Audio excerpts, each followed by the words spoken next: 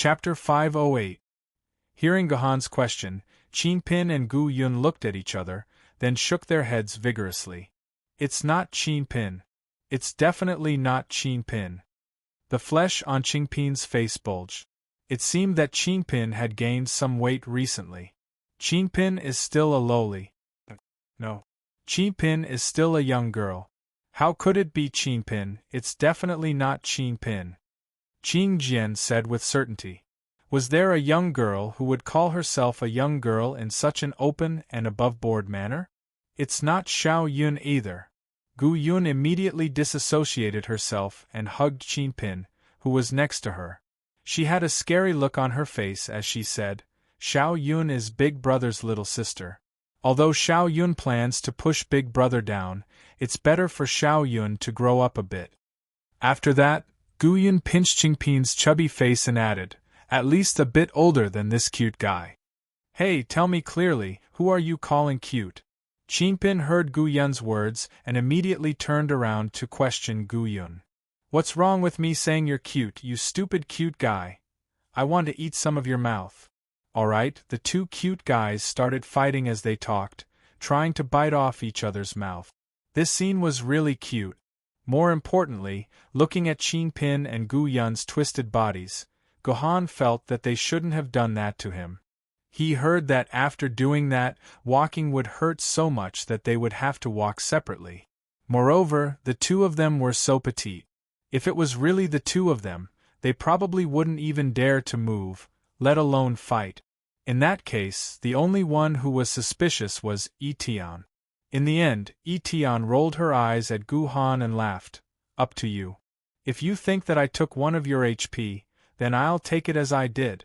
Hee hee, you didn't lose out either, this heroine also took your blood.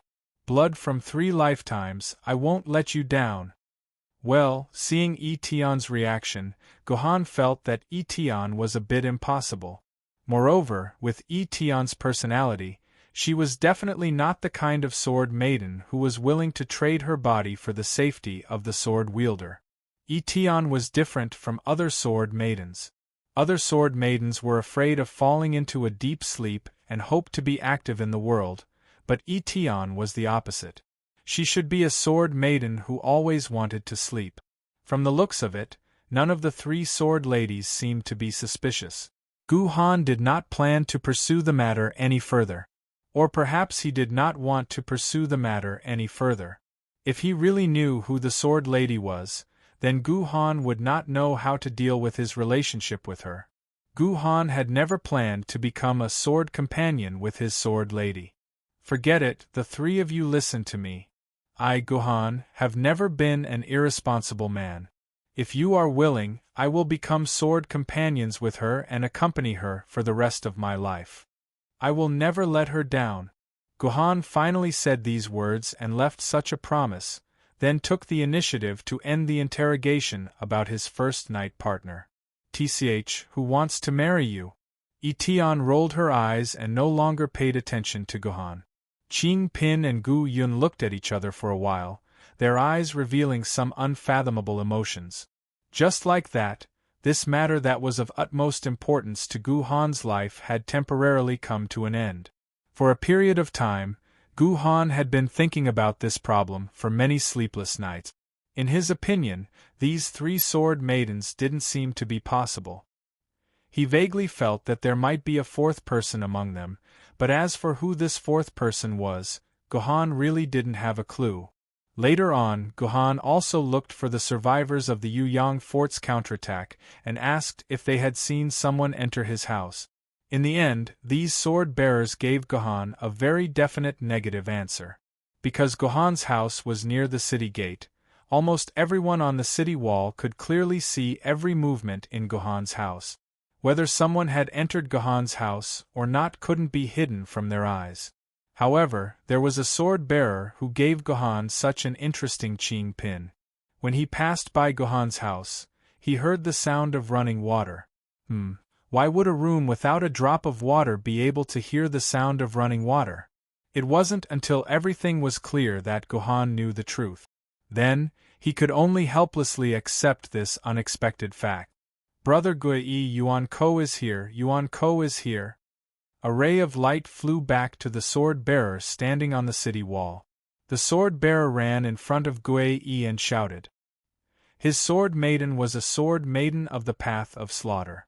She was hiding on a high ground 3 kilometers away, and was responsible for scouting the situation from afar. Since his sword maiden had returned, it meant that Yuan Ko's vanguard army had already appeared in his sword maiden's field of vision. What's the situation with Yuan Ko's army? Gui hurriedly asked. Brother, I can't tell the exact number, but there are definitely more than 5,000 Yuan Kos. There are also a few hundred blazing phoenixes in the sky, and they even have aerial troops. The sword-bearer in charge of scouting reported. What about their levels? Did you get a good look at the levels of these Yuan Kos? I got a good look at some of them. Most of these Yuan Kos are Tiger and Ghost Yuan Kos, but there are quite a few Soul and Flood Dragon Yuan Kos mixed in. There are also a few Dragon Yuan Kos. As for Nether Yuan Kos, I didn't see a single one. That's good. We can still hold our ground. Gui let out a sigh of relief.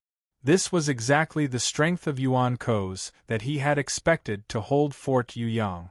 With their full power, the Fort Yuyang's barrier had accumulated more than 100,000 quarks worth of sword essence.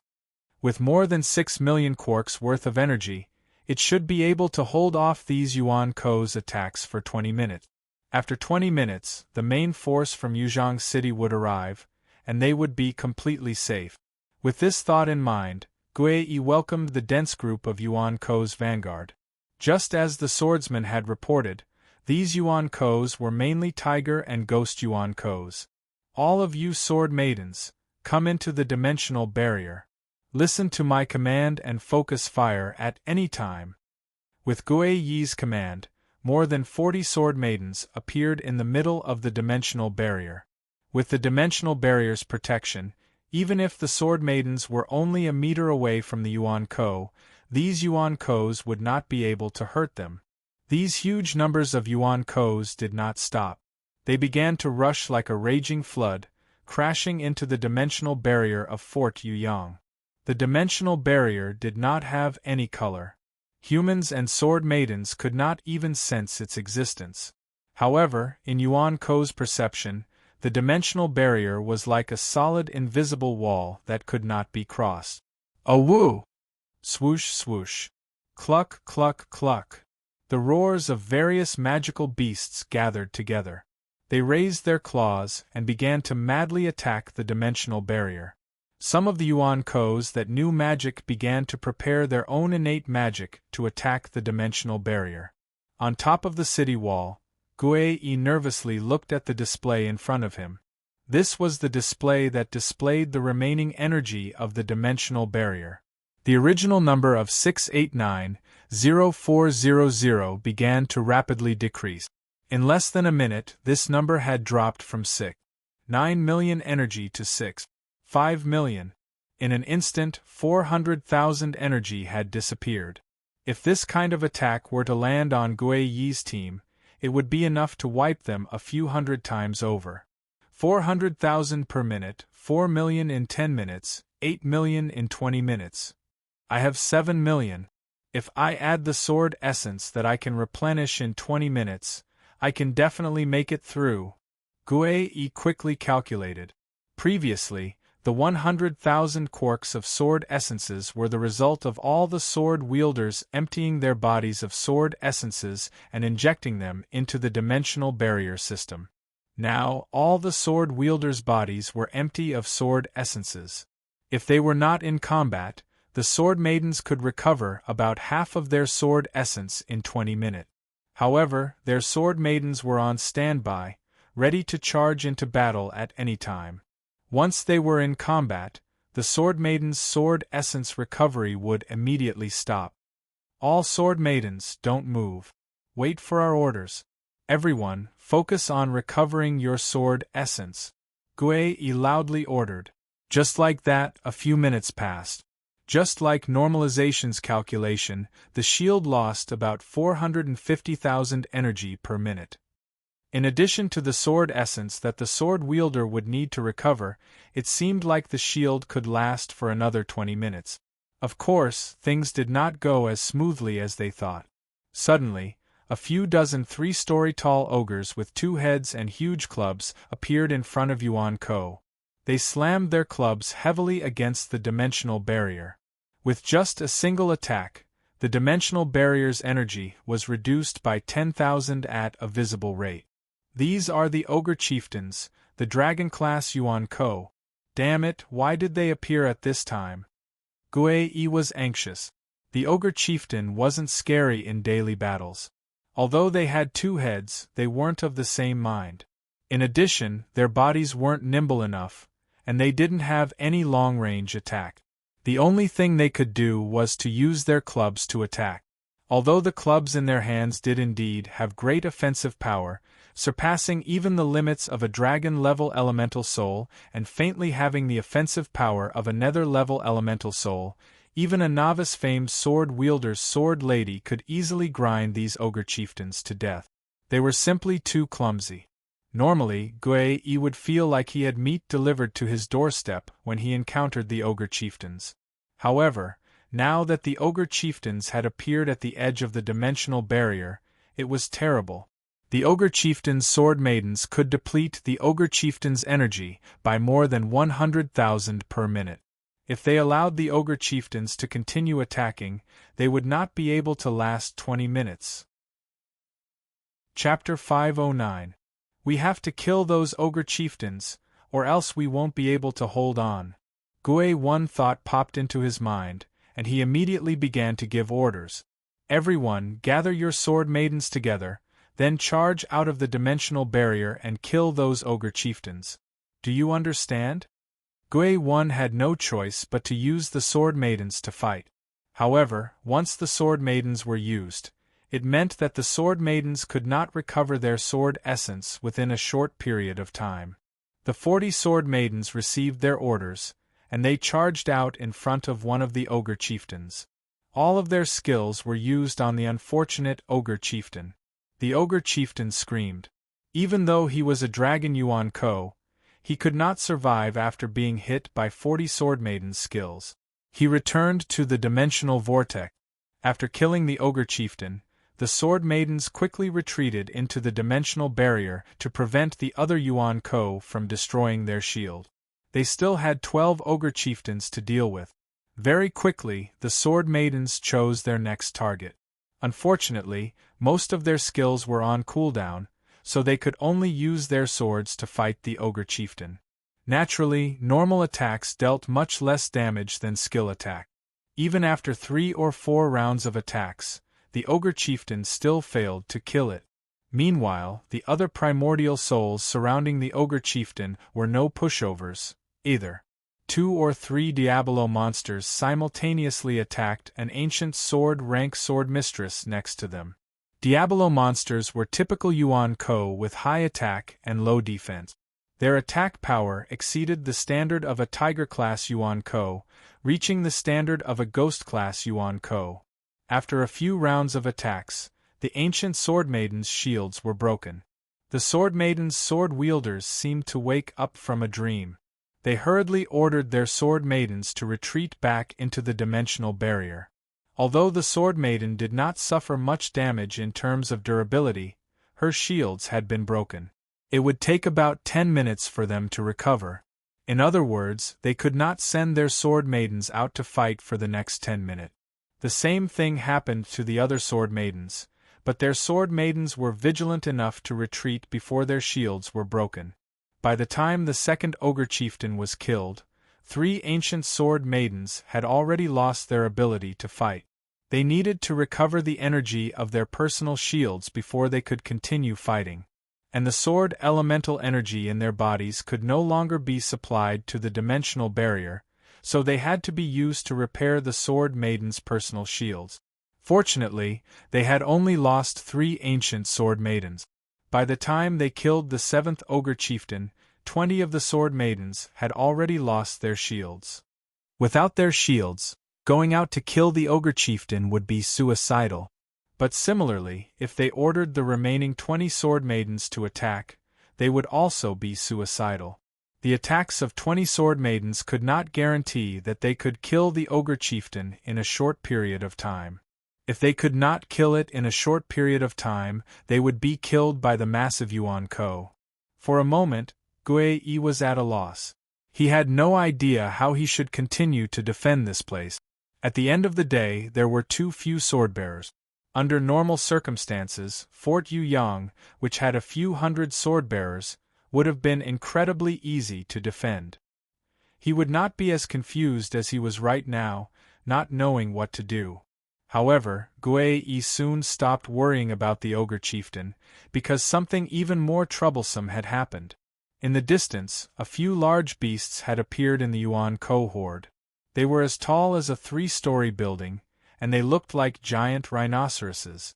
A few beastmen sat on their backs, and they had placed 2 large drums in front of them. These beastmen were using bone mallets in their hands to beat the drums madly. When the Yuan Ko heard the drumming, their eyes turned bloodshot, and their attacks on the dimensional barrier became even more powerful. These were Kodo behemoths, a rare support type of Western demons. Their own combat strength was not high, but they had an amazing ability. The roar that came from their backs could increase the attack power of the Yuan Ho by about 20%. In a large-scale battle, this kind of power was practically a godlike ability. The most obvious change was that the energy of the dimensional barrier was decreasing at a rate that left Gui Yi in despair. Heavens! The energy is dropping by more than 700,000 per minute. Gui Yi stared in horror at the change in the dimensional barrier's energy value. The appearance of these large demonic beasts had actually caused the entire demonic beast horde's attack power to rise. The dimensional barrier's energy had already fallen to less than 2 million, and it had only been less than 8 minutes since the demonic beasts had started attacking. With 2 million left, they wanted to hold on for 12 minutes? No matter how he thought about it, it was impossible. Looks like I have to prepare for the gate battle. Gui Yi thought to himself. The dimensional barrier's destruction was inevitable. He had already begun to plan for the next gate battle. Just like how they defended against the wave of Yuan Ko that Gohan had chased away, as long as they could defend the gate and prevent the Yuan Ko from attacking, then he still had a chance. But what about those things in the sky? Gui Yi raised his head, and looked at the hundreds of blazing phoenixes that were spewing fire at the dimensional barrier. They were all flying units, so once the dimensional barrier was destroyed, they would be able to directly appear inside Fort Yuyang. Once they attacked from both sides, Gui Yi could almost imagine himself being burnt to a crisp. It would be great if Gohan was here. With him here, we might be able to kill those damned Kodo beasts. Gui Yi instinctively thought of Gohan.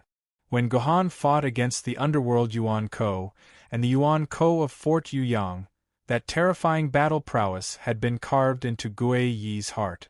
In his heart, Gohan was already someone who could not be defeated.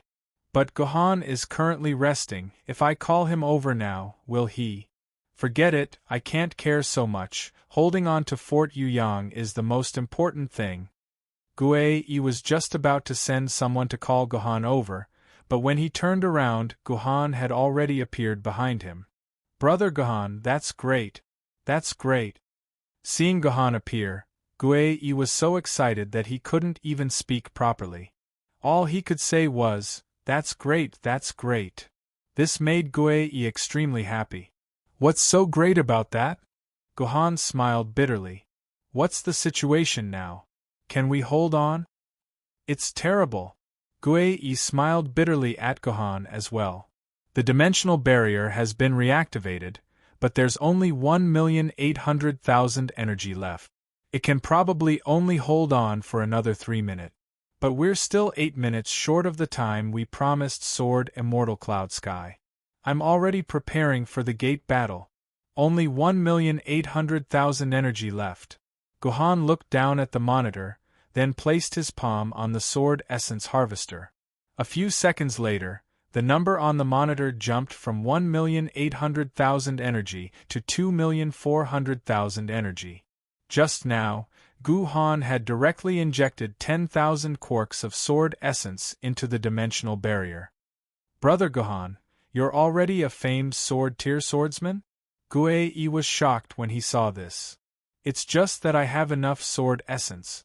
Don't forget, I just killed a Nether Yuan Ko and obtained quite a lot of sword essence from its dimensional vortex. It's just enough for me to break through the limit between a treasure sword and a famed sword-tier swordsman, Gohan said calmly. In fact, the Nether Yuan Ko had not given Gohan a lot of sword essence.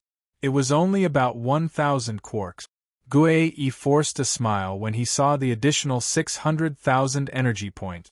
Unfortunately, this can only help us hold on for another minute at most. The real problem is those Kodos. Gohan looked at the Kodos in the Yuan Ko group that were drumming crazily. If we kill them, I think the 2,400,000 energy points should be able to hold on for another minute or two. That makes sense, but these Kodos are protected by the Yuan Ko army in the middle. Our sword maidens will probably be devoured by those Yuan Ko before they can even reach them. From Gue Yi's tone, one could tell that in his eyes, this was yet another impossible mission. Leave it to me. I happen to have a belly full of anger that I can't vent. Gohan laughed. Are you kidding me? You just transferred 10,000 quarks of sword essence. Before Gue could finish, Gohan leaped down from the city wall and jumped into the endless Yuan Ko army. Be careful, brother Gohan. What else could Gue do? He could only pray weakly on the city wall. Seeing that there were humans jumping down to their deaths, the Yuan silhouettes near Gohan's landing point all jumped with joy. They wanted to eat this delicious meal, but what they got was a cold longsword. Wherever Gohan's sword went, the heads of all the Yuan silhouettes were chopped off. These were only some tiger-class Yuan silhouettes that were equivalent to ancient sword wielders, so they were not enough for Gohan to kill. However, if one took a closer look at the Yuan Ko's wounds, one would find a surprising discovery. The wounds were covered in a thin layer of frost, as if they had just been taken out of a freezer. The surrounding Yuan Ko continued to charge at Gohan, but none of them were a match for Gohan. Gohan walked among the Yuan Ko like he was taking a leisurely stroll. Before he knew it, he had already reached the side of the Kodo beast. This kind of dragon Yuan Ko would only take a bit of effort and time for Gohan. But when Gohan raised his heavenly sword to finish off the unlucky Kodo beast, the entire Yuan Ko group suddenly stopped moving. After a second of daze, all the Yuan Ko began to flee in all directions. The Yuan Ko that had not been able to touch the Yaoyang stronghold before suddenly ran away, as if they had encountered something terrifying. Gohan only had time to kill a few Yuan Ko before the rest of the Yuan Ko fled. Could it be? Gohan raised his head and saw a weary old man hovering above him. Behind him was a human army that was slowly marching towards the Yaoyang stronghold. Chapter 5:10. Hey, it doesn't look like they've won a great victory. The two swordsmen standing on the city gate whispered to each other. At first, they thought that Yuzhong City's army had arrived at Fort Yuyang because the humans had won a great victory in Yuzhong City and were preparing to liberate Fort Yuyang. If that was really the case, then the human army should have been excited and in high spirits. But now, the army in front of them was crestfallen and disheveled, as if they had lost a battle. Oh my God, I have a bad feeling. What happened to Yuzhong City? Gohan Gue, you did well. If you hadn't taken over Fort Yuyang first, I'm afraid we wouldn't even have a place to stay. Lu Lei sat on a chair in the command center. His whole body was limp, as if he had just run for tens of thousands of meters. Master, you must be joking. Even without us, as long as Yuzhong City's army arrived, Fort Yuyang would have been taken in an instant. Gohan didn't dare take credit. No, if the 10,000 Yuan Ko soldiers had all entered Fort Yuyang, it would have taken at least half an hour for us to break into Fort Yuyang. By then, when the Yuan Ko army behind us pressed forward, we would have become stuffed buns. I'm afraid the remaining 3,000 of our people would have all died outside Fort Yuyang. Lu Lei patted Gu Han's shoulder as he spoke. Good disciple, without you, our Yuzhang city might really have perished.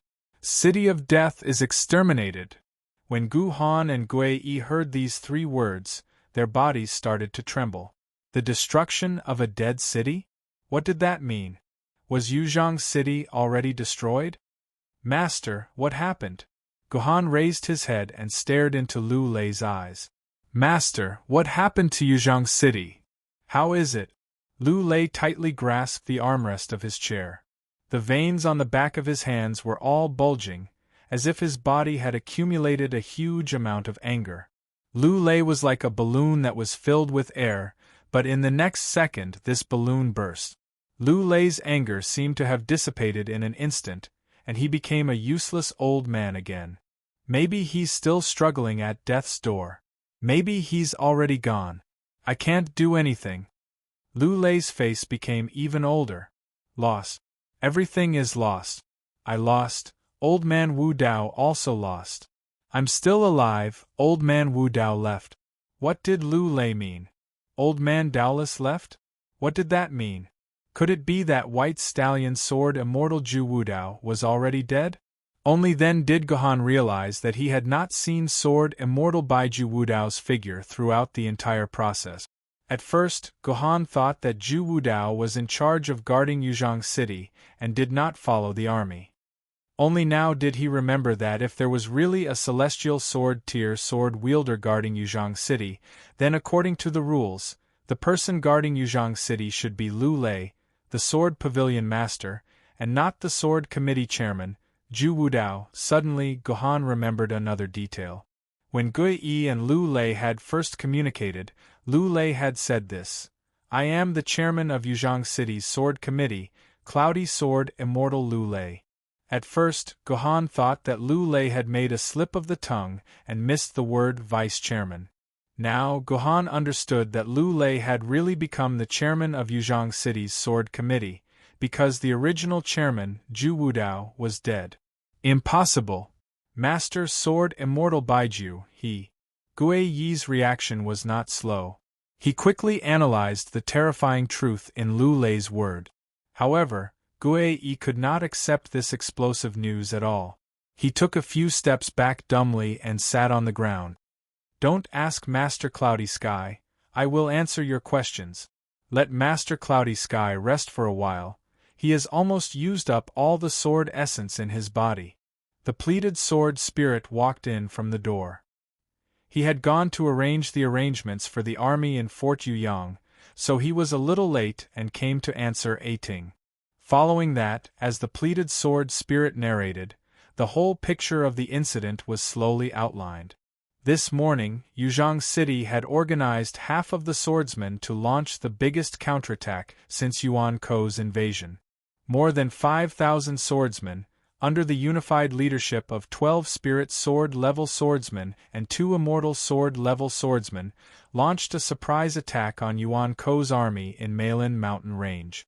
Humans were the race that liked to prepare for a rainy day. Perhaps Ju Wu Dao had already predicted that Yuzhang City would need to take the initiative to attack outside the city sooner or later, so after the quantum teleportation array was developed, a temporary base was built somewhere underground outside the city. There was nothing else in the base except for a huge quantum teleportation array. 5,000 swordsmen used the teleportation array to silently leave Yuzhang City and directly teleport to the foot of Maiden mountain range, launching a surprise attack on Maiden mountain range. At the beginning, everything went very smoothly. Under the leadership of their respective leaders, the 3 armies successfully killed all 6 giant platinum earthworms. Then, according to the plan, the 3 armies attacked Loki's temporary palace and snatched the creator's divinity from Loki's hands. However, the humans did not know that all of this was Loki's plot. When the 3 armies gathered, Loki walked out of his palace. Moreover, Loki seemed to be in a rather sorry state. There were many wounds on his body, and more than half of his gorgeous armor was damaged. It seemed like he had just experienced a great battle. Realizing that Loki was injured, the human camp was very happy. They felt that this was a heaven-sent opportunity. However, something that made the humans despair happened. Loki sneered and opened his palm. In his hand there was not only the creator's divinity, but also a dazzling golden dimensional crystal that looked like the purest glass. Anyone who had an understanding of dimensional crystals knew that there was only one type of pure gold dimensional crystal, and that was the most powerful Emperor-type dimensional crystal. Rocky actually had an Emperor-type dimensional crystal in his hands long ago. Seeing this, the two immortal sword wielders, Lu Lei and Zhu Wudao, who were supervising the battle in the air, realized that they had fallen into a trap. Loki had deliberately lured the human troops out. Then, he planned to use the Emperor Zurg to activate the Creator's divinity outside the city to destroy the main force of the humans. No wonder it had been so easy along the way. There was almost no resistance from Yuan Ko. Most of the humans who died in the hands of the humans were magical beasts, Yuan Ko. It seemed like Loki had already mobilized the elites of Yuan Ko. After all, the attack of the Creator's divinity would not discriminate between humans and Yuan Ko. If his elites were here, they would also be destroyed by the power of the Creator's divinity. Seeing the Emperor Zurg and the Creator's divinity appear together, Zhu Wudao and Lu Lei knew that something was wrong. They immediately pounced on Loki, planning to snatch the Emperor Zurg and the Creator's divinity. As long as they could snatch one of them, this crisis would be resolved. However, Loki did not give them any chance. When Lu Lei and Zhu Wudao took action, Loki had already put the Creator's divinity and the Emperor Zurg together. A powerful force that every human could feel began to gather in Loki's hands. In less than 10 seconds, the power of the Creator's divinity would be triggered by the Emperor Zurg, and the entire Mei Ling mountain range would be destroyed. According to records, once the power of the Creator's divinity was triggered, it could not be stopped. Even if the Emperor Zurg and the Creator's divinity were separated, this process could not be stopped because this was an irreversible change.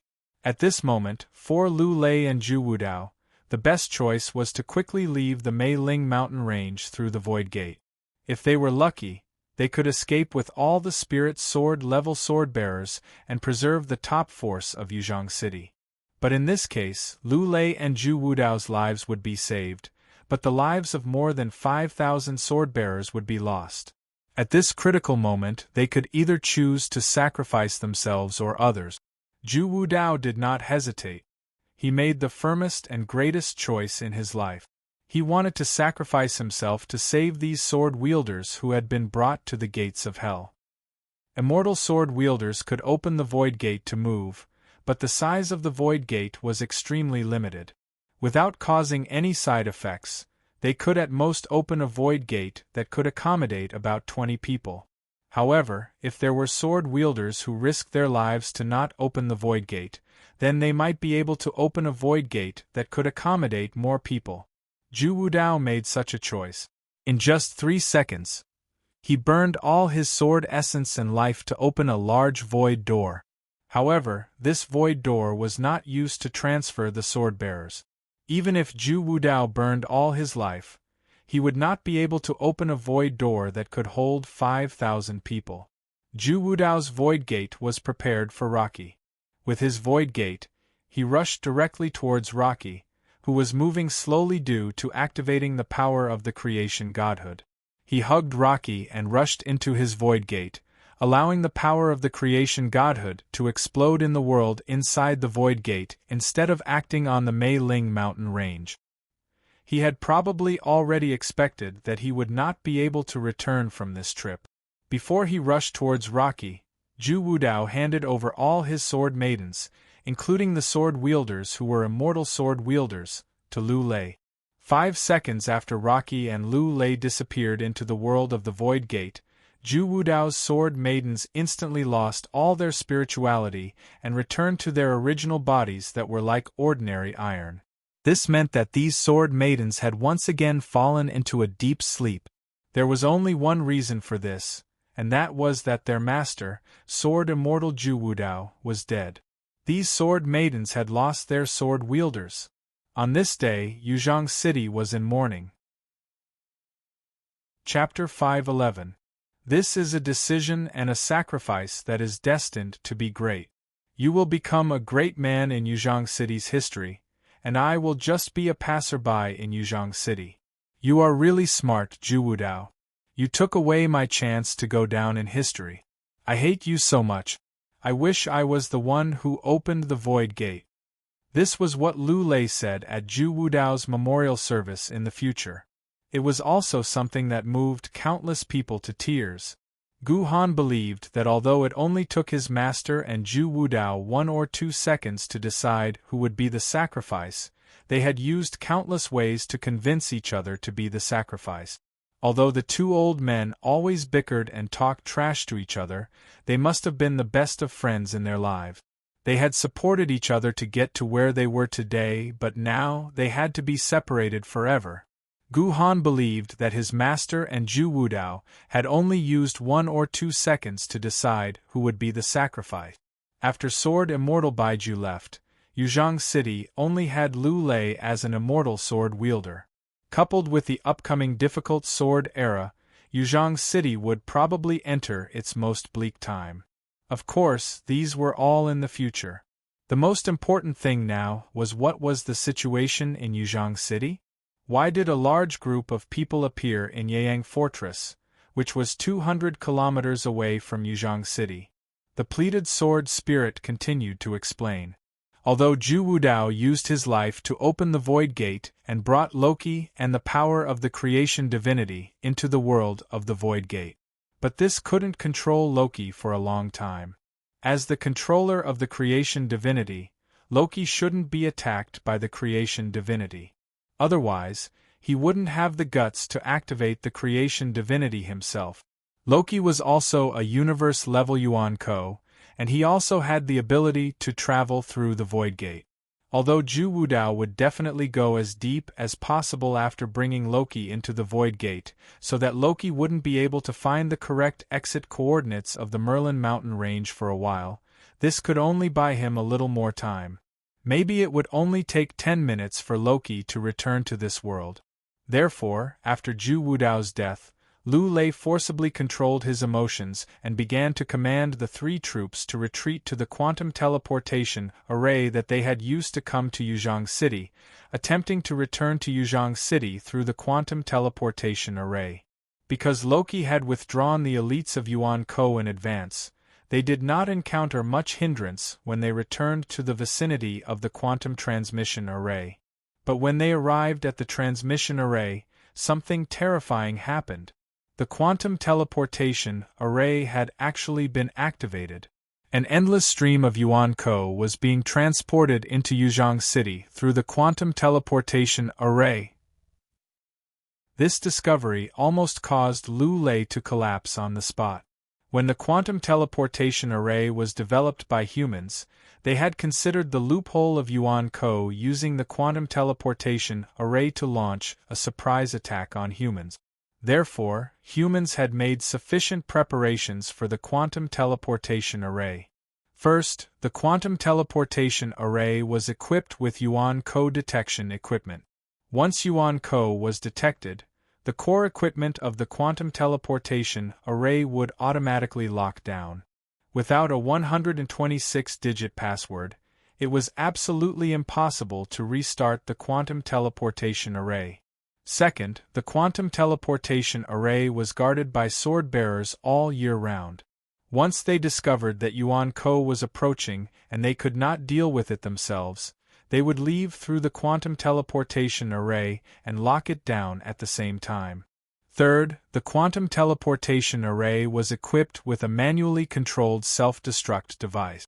If the guarding sword-bearers discovered that there were a large number of Yuan Ko, then after careful consideration, they would directly activate the self-destruct device while retreating.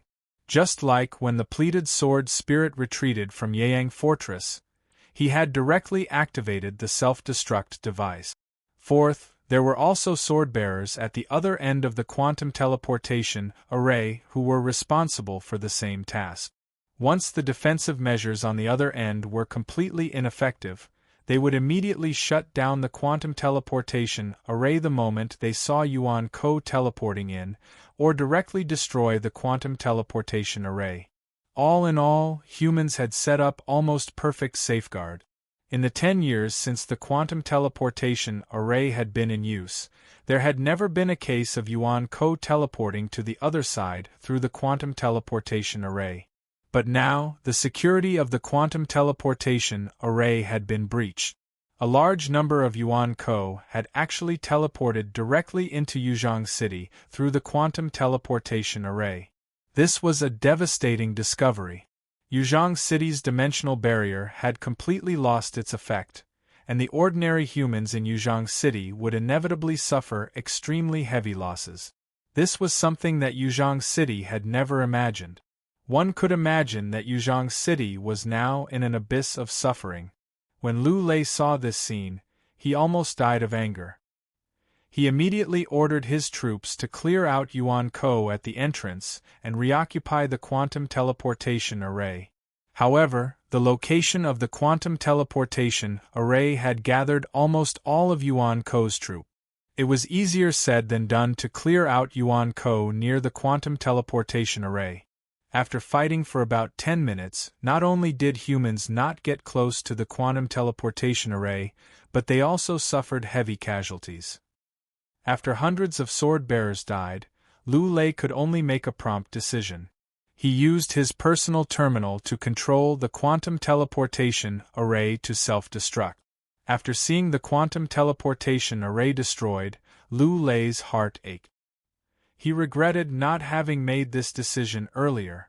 Based on the speed of teleporting 100 people per minute, there would be 1,000 Yuan Ko entering Yuzhong City through the teleportation array in 10 minutes. How many ordinary humans would these 1,000 Yuan Ko kill? This was a painful thing to think about. Because of Lu Lei's decision, at least tens of thousands of people would not have to die. Destroying the quantum teleportation array made it impossible for Yuan Ko to enter Yuzhong City, but at the same time, the sword-bearers' troops couldn't quickly return to Yuzhong City through the teleportation array either. At this time, the sword-bearers' retreat route was almost surrounded by Yuan Ko. Therefore, Lu Lei made a prompt decision and ordered his troops to retreat, trying to return to Yuzhong City on foot. However, at this moment, the direction to Yuzhong City was the place with the most Yuan-dan, and Lu Lei could feel that there was a universe-level Yuan-dan that were staring at him from the shadows. The two of them had locked onto each other's auras, and if one of them made the first move, the other would definitely retaliate. Therefore, Lu Lei didn't dare to open a path for the human.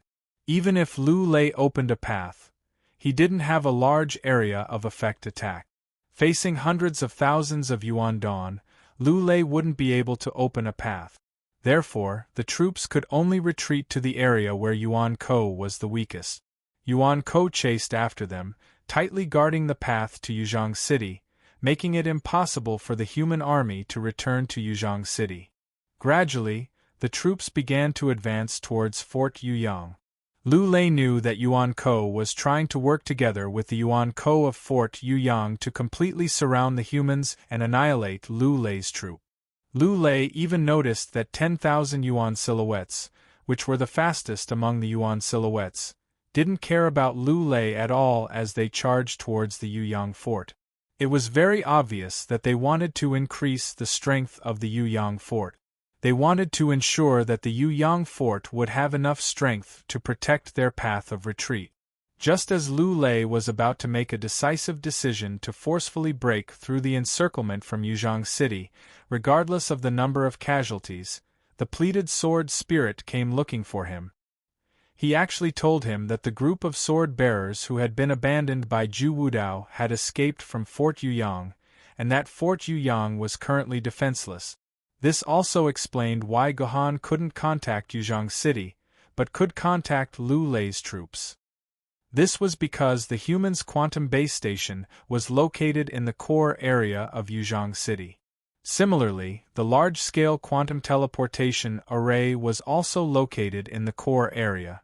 Yuan Ko, who had entered the core area through the quantum teleportation array, must have destroyed the quantum base station inside, so Gohan couldn't contact Yuzhong City.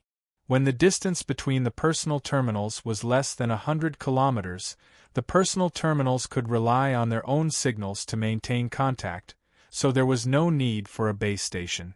Therefore, Gohan and the others could contact the large army that was approaching Fort Yuyang.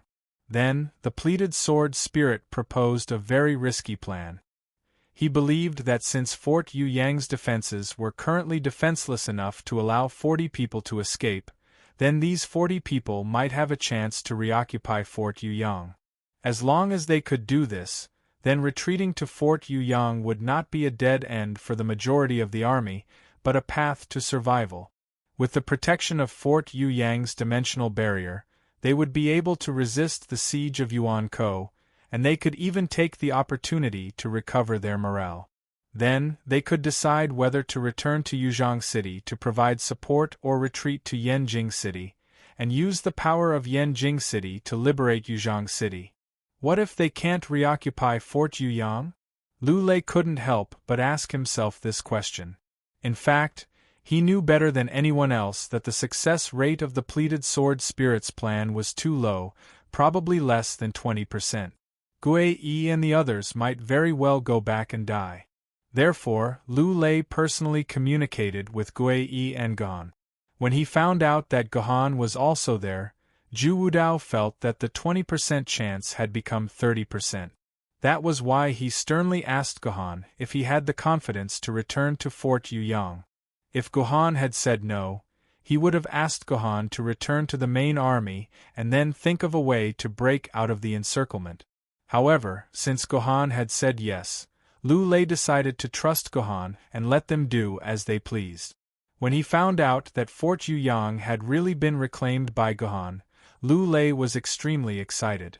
For Yuzhong City, it could be said that they had come back from the brink of death. They had forcefully shone a ray of light into the dark future.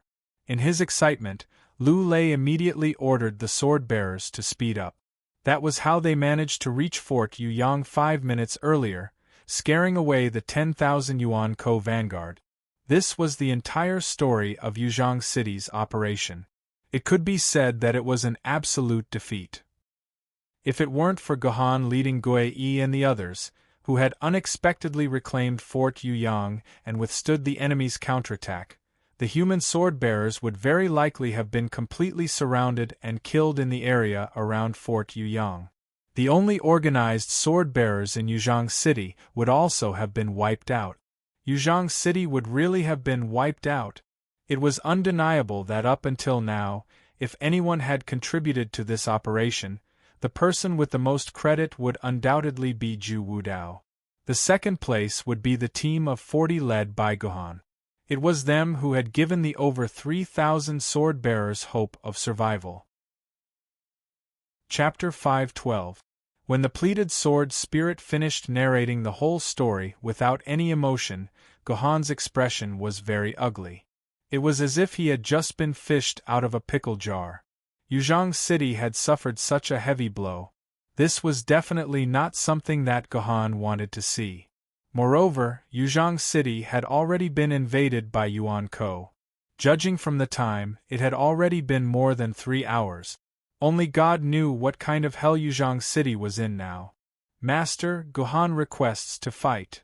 Thinking of this, Gohan felt that he absolutely could not stay here any longer. He had to go to Yuzhong City. That was Gohan's home. Gohan had to stay with Yuzhong City. What do you want to fight?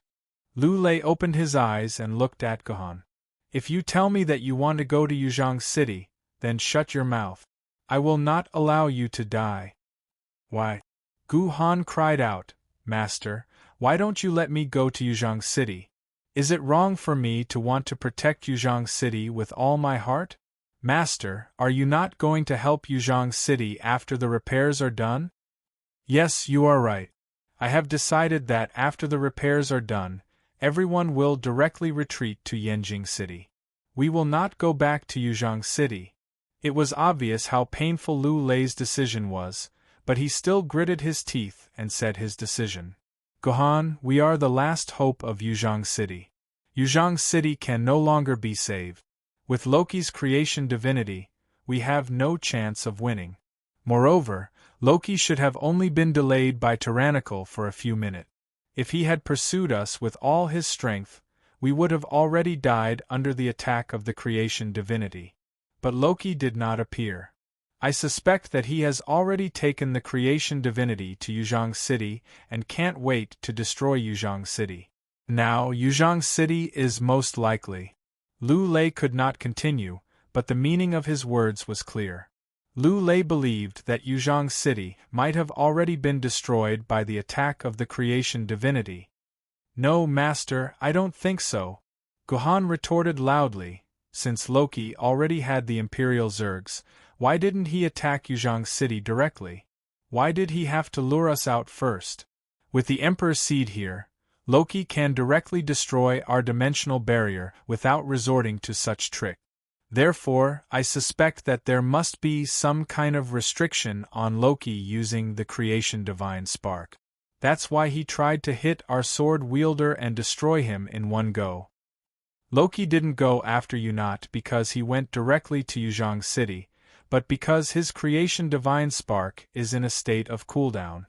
He can't use it even if he wants to. This is our chance. If we can return to Yuzhong City and gather all the forces in Yuzhong City, we will definitely have a chance to turn the tide. Gohan advised sincerely, Master, opportunities and hope are not given by the heavens. They are fought for by us humans. If humans didn't fight, they would have been wiped out 1,000 years ago. If they didn't fight, how could there be the current situation? Master, even if we die, we have to die in Yuzhong City. Master, I beg you, let's kill our way back to Yuzhong City. Hearing Gohan's analysis, Lu Lei was silent. He had to admit that what Gohan said made sense. There might be a chance of survival if they killed their way back, but it was only a chance of survival. It was more likely that they would have to sacrifice the last 3,000 fire seeds in Yuzhong City. If Lu Lei was only responsible for himself, then he would definitely kill his way back. Just like Gohan said, even if he died, he wanted to die in Yuzhong City. But now, Lu Lei was shouldering the lives of 3,000 sword-bearers. His decision was no longer up to him. No, you can't.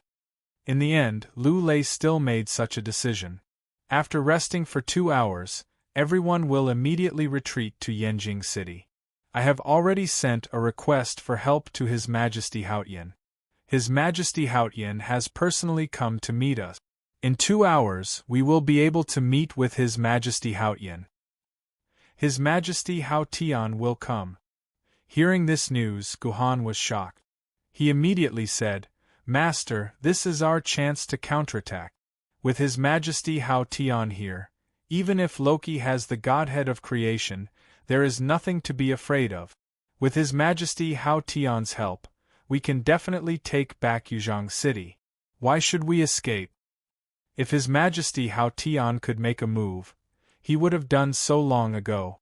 Lu Lei sighed. Do you think that Zeus and Jehovah, who are behind Loki, are not paying attention to this battle? They have already sent a message to His Majesty Haotian. If His Majesty Haotian dares to make a move, the two of them will put aside their old grudges and attack His Majesty Haotian together. So His Majesty Haotian can only meet us and retreat. He can't directly deal with Loki. Everything depends on the strength of Yuzhong City. Do you understand? I understand. Gohan nodded and said weakly. Although Zeus and Jehovah were allies, they were also opponents who were most wary of each other. Under normal circumstances, they could not even fight each other, let alone work together. Only under such circumstances would they force themselves to join forces and threaten Haotian Jiendi. If you understand, then go. Don't worry, Yuzhong City will be rebuilt sooner or later. When that time comes, Gohan, you will be our greatest strength. The whole of Yuzhong City will look forward to you. Lu Lei said sincerely. No, Master, I'm very sorry. I don't want to wait until the future, and I don't want to go to Yanjing City to struggle at death's door. This disciple is not master. Master, you have 3,000 brothers behind you, but this disciple does not. This disciple must return to Yuzhang City. With that, Gu Han bowed to Lu Lei and was about to leave the command hall. Stop right there. Lu Lei stood up and shouted. Gu Han, you are my last hope. I can't let you die in Yuzhang City. Stop right there. Master, I am your last hope, but Yuzhang City was your first hope. I'm sorry, Master. I can't listen to you anymore, Gu Han said and continued to walk forward. Gu Han, what do you want? Do you want to anger Master Yun Xiao to death? Suddenly, a middle-aged mature woman blocked in front of Gu Han. Looking at the 4 scabbards on her body, she was actually a spirit sword level sword holder. This mature female spirit sword level sword holder sneered. I know you, Gu Han. You think you're very powerful, right? You want to be a hero who will live and die with Yuzhang City, right? Do you think you're great? Do you know that you're actually the culprit of everything that happened today? Your sword spirit Mu Shui. Gu Han recalled the information in his mind and remembered the name of this mature female spirit sword level sword holder. As one of the few female spirit sword level sword holders in Yuzhang City, sword spirit Mu Shui had left a deep impression on Gu Han. This woman's reputation on the internet had always been bad because her words were very harsh and not liked by other sword holders. May I ask, Master, why do you say that I'm the culprit of all this? Gu Han frowned. To put it bluntly, I'm the hero. Without me, you guys would have been wrapped up like dumplings. Humph. Use your brain and think, why did we have to do this today? Sword Spirit Mu Shui's face was full of harsh anger. It's all because of you. You brought false information. What Loki is digging up Emperor Zergs in the Mei Ling mountain range. This is clearly a trap that Loki set for us. He already had Emperor Zergs and deliberately released the super electromagnetic gun to tell you this news. It was to lure our troops over so that he could use the creation god's spark to destroy us in one fell swoop. Can't you see? It's all because of you. It's because of your brainlessness and your wrong information that Lord Baiju, Yuzhang City, and all of us were harmed. Sword Spirit Mu Shui spoke incessantly. In her words, the source of all the blame was on Gu Han, and everything was Gu Han's fault. Enough, shut up. Lu Lei slammed the chair forcefully to make Sword Spirit Mu Shui shut her mouth. However, at this moment, Gu Han lowered his head and did not say a word. It was as if Sword Spirit Mu Shui's words had hit a sore spot in his heart. In a sense, Gu Han was indeed responsible for what had happened today. It was also because of his information that today's tragedy had occurred. Gu Han, don't listen to Mu Shui's words. She was just agitated for a moment and spoke without thinking. The responsibility for this matter does not lie with you. Lu Lei let out a long sigh and went to Gu Han's side to console him. Gu Han looked cold and emotionless, but Gu Han was a good child. He was responsible and a hero. However, heroes were often short-tempered and liked to put the blame on themselves.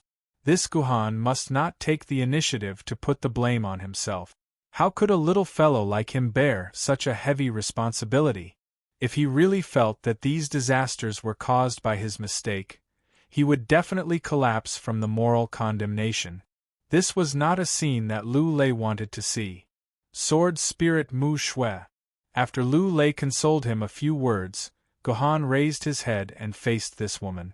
I will never shirk my responsibility if it's me, Gu Han. If it's not me, Gu Han, then no one else can push the blame on me. If I didn't report this information, would you have known about the creation divinity? If I didn't report this information, then wouldn't everyone be waiting for death in Yuzhang City? It doesn't matter if my information is true or false, or if it's Loki's trap. It's an indisputable fact that Loki has the creation divinity. It's also a fact that he can use the power of the creation divinity. If I didn't tell you, Loki would have broken through Yuzhang City sooner or later. Don't even think about making me, Gohan, take the blame for this. Gohan forcefully pushed Mu Shue's sword spirit away, then walked out step by step. He didn't even turn his head back, he just left like that. This brat, he's rebelling. My lord, I'll go catch him, Mu Shue said and was about to grab Gohan back. Let him be.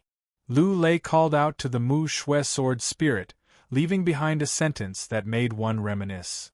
Young people should have a bit of passion, unlike us old people who only consider benefit. If he really is the darling of the times, the future Jiandi, then this matter won't take his life. Instead, it will make him stronger. Every Jiandi goes through this. If he survives, he becomes an emperor.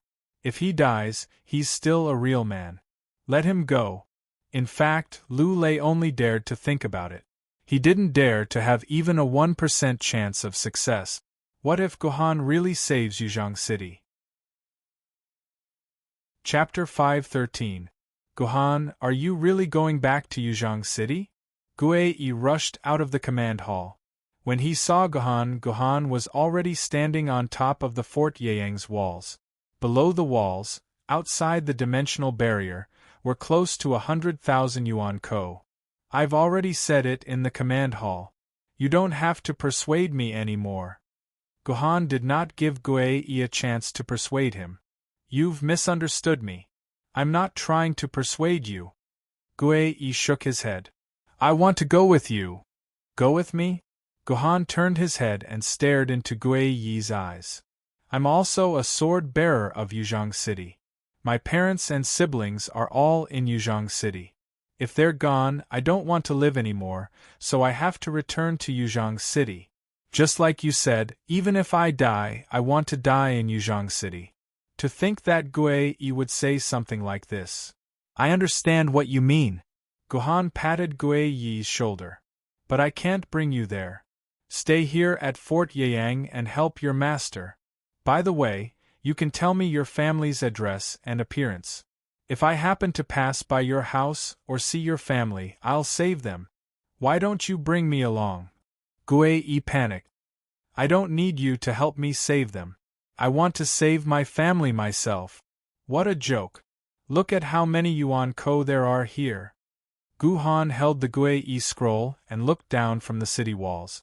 Over 100,000 yuan silhouettes had surrounded the entire Fort Yuyang. There wasn't a single gap to be seen. In the past, Gohan didn't really understand why the generals on TV liked to describe how tight their encirclement was by saying that even an ant couldn't climb out. Now Gohan understood. Indeed, this was the only way to describe the current situation of Fort Yuyang. Gohan brought Gue Yi to look around, then sneered. Let me ask you. What's the difference between me bringing you out of here and helping you save your family? Furthermore, I personally believe that bringing you out of here is much more difficult than rescuing someone. If you have the ability, then rush out yourself. I won't stop you. If you don't have the ability, then don't bother me here. I don't want to bring a burden like you along. Gue Yi was completely beaten black and blue by Gohan's words, and he didn't feel good at all. Because Gohan was right. It would be much more difficult to get him out of here than to save people in Yuzhong City. If he forced himself to follow Gohan, he would only be a burden to Gohan. But Gohan, can you not be so direct? Can't you be a little more tactful? Won't you consider my feelings? Gue Yi grumbled in his heart. Fine, I won't be a burden to you. But you have to tell me, how do you plan to get out of here? I'm afraid that only Master Lu Lei can break an opening in this formation. Gue Yi asked Gohan in confusion. Right now, there were not a few thousand yuan ko surrounding Fort Yeyang, but about 100,000 yuan ko. Even if 10 of Gohan were thrown into this formation, they would turn into a pile of bones in no time. He really did not understand how Gohan was going to break out. Walking out is a little more difficult, so I want to fly out. Gohan took out the maglev motorcycle Liunian Ling gave him from his dimensional pocket, then took out the 2 large pieces of alloy he stole from the top of a building in Fort Ying. He didn't know if everyone had forgotten, but Gohan had once assembled a flying motorcycle on the top of a building. That's right, in just a few days, this flying motorcycle had appeared once again. This was the first time Gue had seen someone in this world with the imagination to build a maglev flying motorcycle. He had to admit that he was impressed by Gohan. In terms of intelligence, he would never be able to surpass Gohan in this lifetime. However, compared to the last time with the flying motorcycle, the situation now was a little different. First, the last time was on the top of a relatively wide building. The flying motorcycle could accelerate and glide from a distance of 100 meters. However, on the city wall, the width was only a short 5 meters, so there was no room for a run-up. Second, the last time the roof was a few hundred meters high, so after gliding, they could fly at least 5 kilometers horizontally. However, the current height of the city wall was less than 60 meters, so it would be difficult for them to fly 600 meters. Moreover, the main force of Yuan Ko's army had already extended to a distance of 2 kilometers from Fort Yiyang. Third, there were no flying units among the zombies last time, so there was nothing Gohan could do against the airborne zombies. But now it was different. There were hundreds of blazing phoenixes circling above Gohan's head, and in the distant sky, there were even wyverns. With these aerial units, Gohan's journey in the air would not be as smooth as before.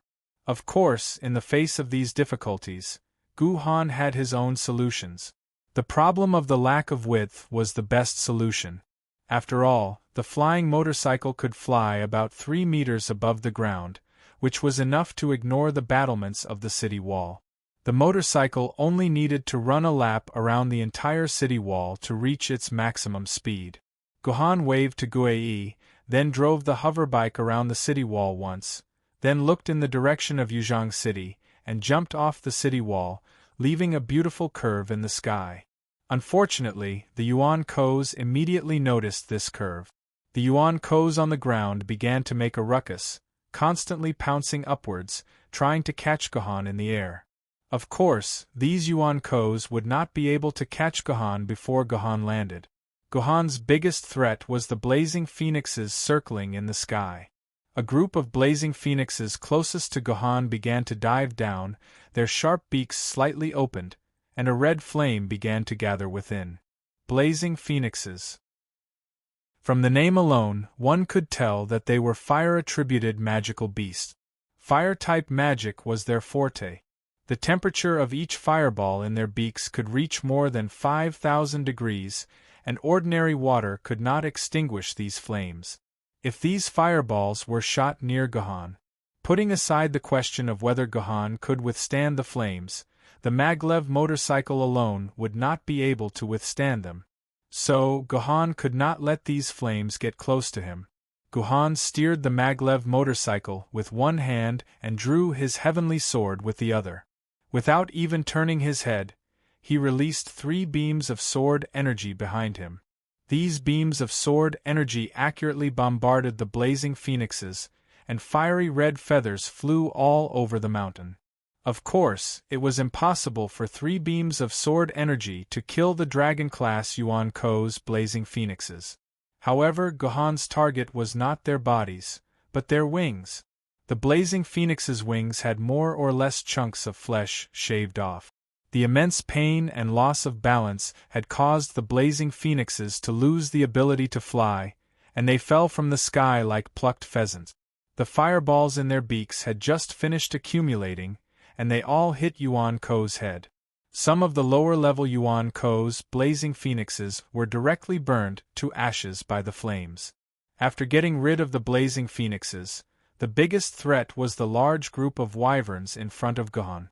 These wyverns were also dragon-class Yuan Kos, but unlike the long-range attacks of the blazing phoenixes, they were aerial gladiators who specialized in close-range combat. To make matters worse, Gohan had been flying for more than 20 seconds, and he was less than 10 meters away from the ground. He was still more than halfway out of Yuan Ko's encirclement. Even if the wyverns did not attack Gohan, Gohan would sooner or later land on the ground and be surrounded by Yuan Kos. However, the wyverns did not just watch from the sky because Gohan would land sooner or later. They were still very dedicated, flapping their wings and attacking Gohan. However, they did not know that their dedication had become a springboard for Gohan's escape. When the first wyvern approached Gohan, Gohan revealed a satisfied smile because his plan had been executed perfectly. The wyvern's main attack method was its pair of sharp claws, so the wyvern's first reaction was to use its sharp claws to grab Gohan's neck. However, it did not expect that the moment its claws were about to grab Gohan's neck, Gohan would suddenly let go of the hoverbike's handle and jump up from the motorcycle. After jumping up, he took the initiative to grab the wyvern's claws. In the blink of an eye, he had jumped onto the wyvern's back and stood on its body. His hoverbike could only helplessly be thrown to the ground by Gohan, and a loud noise erupted. When the wyvern felt that someone was standing on its back, its first reaction was to do a 180-degree turn and throw the human off its back. Gohan had completely seen through the wyvern's reaction. The moment the wyvern was about to flip, Gohan jumped from its back and landed on the back of another wyvern beside him. In the blink of an eye, this group of wyverns had become Gohan's stepping board. The duckweed in the sky, Gohan was like a frog, jumping around on these sky duckweeds. Often, before the wyvern could feel someone stepping on its back, that person had already left its back and landed on another wyvern. In a short while, Gohan's figure had blended into the group of wyverns, and not a trace of sound could be heard anymore. Only Guei, who was on the city wall, stared dumbfoundedly at Gohan's fancy breakthroughs. No wonder Gohan was unwilling to bring him along. He could not even stand firmly on the wyvern's back, let alone jump. If he really followed, it would be a dead end, a 100% dead end. Chapter 5:14. Your Holiness, that human has escaped from our encirclement. Should we follow him and eliminate him? In the deepest part of Yuan Ko's army, a Saint Seiya who was surrounded by a dozen or so Saint Seiyas asked Hercules for his opinion. That human seems to be with Misaka Mikoto. Looks like he'll be the one to occupy Fort Yaoyang after I leave. Recalling the scene of Gohan jumping on the back of the wyvern in his mind, Hercules revealed a slight smile at the corner of his mouth. Why should I care about him? Our job is done. The rest is up to Loki. He tricked me. I'm not a despicable person. Why should I treat him as my friend? Why should I help him stop this interesting guy? Hercules waved his hand and a void door appeared out of thin air. Let's go. My battle is over, and the rest is Loki's own business. With a bomb in hand, if Loki can still lose, then he, Loki, should quickly go back with his brother. After that, Hercules disappeared into the midst of Yuan Ko's army with his Saint Seiyas. The army of 100,000 was at a loss. Having lost their commander, they did not even know if they should continue to seal off Fort Yaoyang. On the other hand, Gohan, who had escaped from Fort Yaoyang, was finally on his way back to Yuzhong City. However, he was still 200 kilometers away from Yuzhong City. If he were to run on foot, it would take him at least 3 to 4 hours to reach Yuzhong City. Since Gohan's only means of transportation was destroyed in the leap, it seemed like he could only walk. Of course, it was impossible for him to walk. If Gohan arrived a minute earlier, he could have saved a human's life. Moreover, Gohan did not plan to fight his way in alone. After all, he was a Grandmaster-level swordsman. Fighting his way in alone was no different from digging his own grave. Therefore, Gohan had to find a few helpers, and they had to be powerful helpers. In fact, it wasn't hard to find these helpers.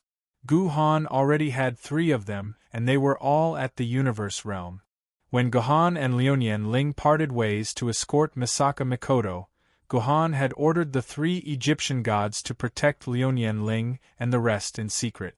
If the powerful Yuan Ko threatened Liuyan Ling and the rest, they were to save Liuyan Ling and the rest even if they had to expose their identities. This was also the reason why Gohan did not summon the 3 Egyptian gods to help him when he was fighting in the Nanjing city ruins. It was because the three Egyptian gods were no longer by Gohan's side. When Gohan returned to Fort Yuyang, he had already regained his connection with the three Egyptian gods. That was why Gohan dared to do all kinds of incredible missions.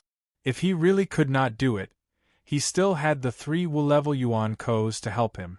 No matter how difficult the situation was, the three Wu-level Yuan Kos would be able to solve the crisis in front of Gohan.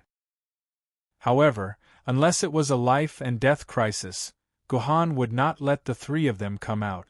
Now that Gohan wanted to return to Yuzhong City alone, who knew what kind of danger he would encounter in Yuzhong City? Yuzhong City was not like Fort Yuyang. Even if the three Wu-level Yuan Kos were to hide outside Fort Yuyang, they could enter Fort Yuyang to support Gohan at any time. However, Yuzhong City was too big. If the three Egyptian gods were to hide outside Yuzhong City, who knew how long it would take for them to reach Gohan's side? Therefore, Gohan decided to keep the three Egyptian gods by his side. This time, his opponent could be Loki, the god of creation. Every second could be the difference between life and death, so Gohan could not afford to be reckless. Grandmaster, the third pour has discovered a void fluctuation approaching us.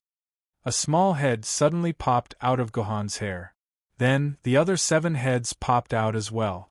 The 8 fairies had been hiding in Gohan's hair all this time.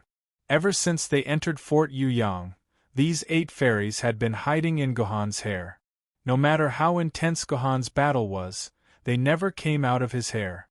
It was as if they were wearing safety belts on their bodies. It was very magical. These 8 fairies seemed to have a divine ability to hide in hair. As long as it was hair, even if it was very short hair, these 8 fairies could hide in it without anyone noticing. Even Lu Lei, a sword wielder at the celestial sword tier, didn't notice the 8 fairies hidden in Gohan's hair. Actually, compared to hiding in his hair, Gohan preferred that they could be hidden in his scabbard like the sword mistress, or in his dimensional pocket. However, these 8 fairies had a great natural resistance to dimensional space. No matter what, they were unwilling to enter the dimensional space. Helpless, Gohan could only let them stay in his hair. As long as they were not in any danger and did not affect his battle, he would let them stay in his hair. Now that they were out of Fort Yuyang, Gohan had returned to his solitary state. These 8 fairies could finally poke their heads out to play. Wait, since these 8 fairies had been staying in his hair all this time, didn't that mean they were also eyewitnesses? Eyewitnesses who had seen him do it. Gohan suddenly thought of this. He was about to ask the 8 fairies if they had seen anything inappropriate when the void beside Gohan opened up. A woman and 2 men walked out of the void gate. The woman was a gorgeous young lady wearing a red leather jacket. Her appearance was above average, but her figure was extremely alluring. Her body was voluptuous. Under the leather jacket, her curves were perfectly outlined. Her pair of épées were especially eye-catching, as if they were about to burst out of the leather jacket. As for the 2 men, one was fat and one was thin, one was black and one was fair. They were 2 complete extremes. The white one was elegant and perfect. Every move he made had the temperament of a noble young master. His appearance was so handsome that even the heavens would be jealous of him. The flawless lava was like the perfect Prince Charming in the hearts of countless women. As for the black one, he was the other extreme. The best adjectives to describe him were the words, I'm an idiot, written all over his sharp face. Without a doubt, these 3 were the 3 Egyptian gods under Gohan. After Gohan unlocked the seal in their divinity and restored their universe-level strength, they could appear in this world in their divine form. They no longer had to maintain their original appearance. Wow! 8 fairies, long time no see. When did you guys come? Unexpectedly, after seeing the 8 fairies, Ice Eyes took the initiative to greet them as if they were old friends who hadn't seen each other for many years. In addition to Ice Eyes, Anubis and Batet also looked familiar. Obviously, they all knew the 8 fairies. This was very interesting. The 8 fairies came to Guhan when the 3 Egyptian gods left Guhan. Before that, they had no interaction with the 3 Egyptian gods. How did they know the 8 fairies? And they looked so familiar. However, the 8 fairies didn't know the 3 Egyptian gods at all. She grabbed a few strands of hair on Guhan's head, and looked at the 3 Egyptian gods with vigilance and fear. Then, she suddenly stuck out her tongue at them. The 8 little guys dove back into Guhan's hair. Have you seen them in the past? Guhan wasn't stupid. He vaguely guessed why the 3 Egyptian gods knew the 8 fairies. Could it be that when he traveled to the past in the future, he brought the 8 fairies with him? This wasn't strange. If the 8 fairies had been living in his hair, he would have brought them with him wherever he went. He couldn't get rid of them even if he wanted to. I can't say. Master Guhan, it's better for you to explore these things yourself. Otherwise, everything will be messed up. Batet laughed and glossed over this matter. He faced the void gate that was still open and made an inviting gesture like a housekeeper. Master, please enter the void gate. I have already left a mark outside Yuzhong City. It will only take 10 minutes for us to arrive outside Yuzhong City. The void gate was a power that only immortal sword wielders and universe-level Yuan Ko and above could control. They could move quickly in the real world through the void world that was parallel to the real world. However, it was easy to enter the void world, but it was troublesome to get out. To open the void gate that led to one's destination in the void world, one had to leave one's mark at that location in the real world. Only with the help of the mark could one open the void gate at the correct location. Otherwise, one might get lost in the void world and be trapped there for the rest of their lives. This was not a joke. According to human records, there were at least 10 immortal sword wielders who couldn't come out after entering the void world for various reasons. They became legends of being lost in the void world. Their experiences told everyone how important it was to leave a mark in the void world. There was not much to describe when traveling in the void world. It felt like a train traveling through a tunnel. It was just that a long stretch of darkness flashed by. Batet found the mark he had left and reopened the void gate, allowing Guhan to step into the real world once again. Coming out of the void world, Guhan felt slightly dizzy. When he tried his best to get rid of this dizziness, the Grand Yuzhong City appeared in front of Guhan's eyes. That's great! The dimensional barrier is still there. At first glance, Guhan saw that the super-dimensional barrier surrounding Yuzhong City was still there. Outside the dimensional barrier, there was no Yuan Ko's army. At least on the surface, Yuzhong City still looked calm. However, deep in Yuzhong City, in the core area, black smoke filled the sky. Clearly, Yuzhong City had blossomed internally. Chapter 5:15. On the city wall, a group of sword-bearers were looking nervously at the bottom of the city wall. They were staring at the world outside the city wall, but they also had to pay attention to the world inside the city wall. According to the rules of Yuzhong City, the sword-bearers guarding the city wall had to focus all their attention outside the city. Without the direct order of the Sword Council, the troops guarding the city wall were not allowed to take a step out of the city wall. But at this time, the core area was already a sea of fire, so they had no choice but to focus on the core area. The core area had been on fire for 3 hours, but they still didn't know what had happened in these 3 hours. No one told them, and no one gave them any orders. They couldn't leave the city wall because once they did, there would be no one guarding the gate of Yuzhong City. If Yuan Ko attacked again at that time, wouldn't there be no one to inform him? But at this time, the communication system in Yuzhong City could no longer be used. Because the base station of the personal terminal had been destroyed, the BAT system could no longer control the communication between the personal terminals. At this time, the personal terminals had degenerated into something similar to a walkie-talkie. If you knew the unique identification code of the other party's personal terminal, you could still contact the holder of the personal terminal. If you didn't know the unique identification code of the other party, the personal terminal would be useless. In short, more than 1,000 sword-bearers responsible for guarding the city wall had lost contact with the core area. Their original boss was trapped in the core area and hadn't appeared. They couldn't even find someone who could command them now. These guards were at a loss. They wanted to rush back to the core area, but because of their resignation, the whole of Yuzhong City had fallen. Just as they were in a dilemma, they saw a person appear at the city gate. "Release the lift. I have an order from Sword Immortal Cloudy Sky. Release the lift and bring me up," Gohan shouted from below the city wall. The sword-bearers on the city wall looked at each other, joy welling up in their hearts. Great, Sword Immortal Cloudy Sky finally had an order. Yuzhong City was finally not without a leader. An elevator slowly descended from the city wall. Under the siege of Yuan-Ko, the city gates were not allowed to be opened. If people outside the city wanted to enter, they could only do so through the elevator on the city wall. The sword-wielding guards didn't suspect that Gohan was Yuan-Ko because Gohan walked in directly from outside the dimensional barrier. The dimensional barrier didn't stop Gohan at all, which meant that Gohan was indeed human and not Yuan-Ko. This was because it was impossible for Yuan-Ko to pass through the dimensional barrier. Even if Yuan-Ko hid in the void or sneaked through a dimensional space, he would still be blocked by the dimensional barrier.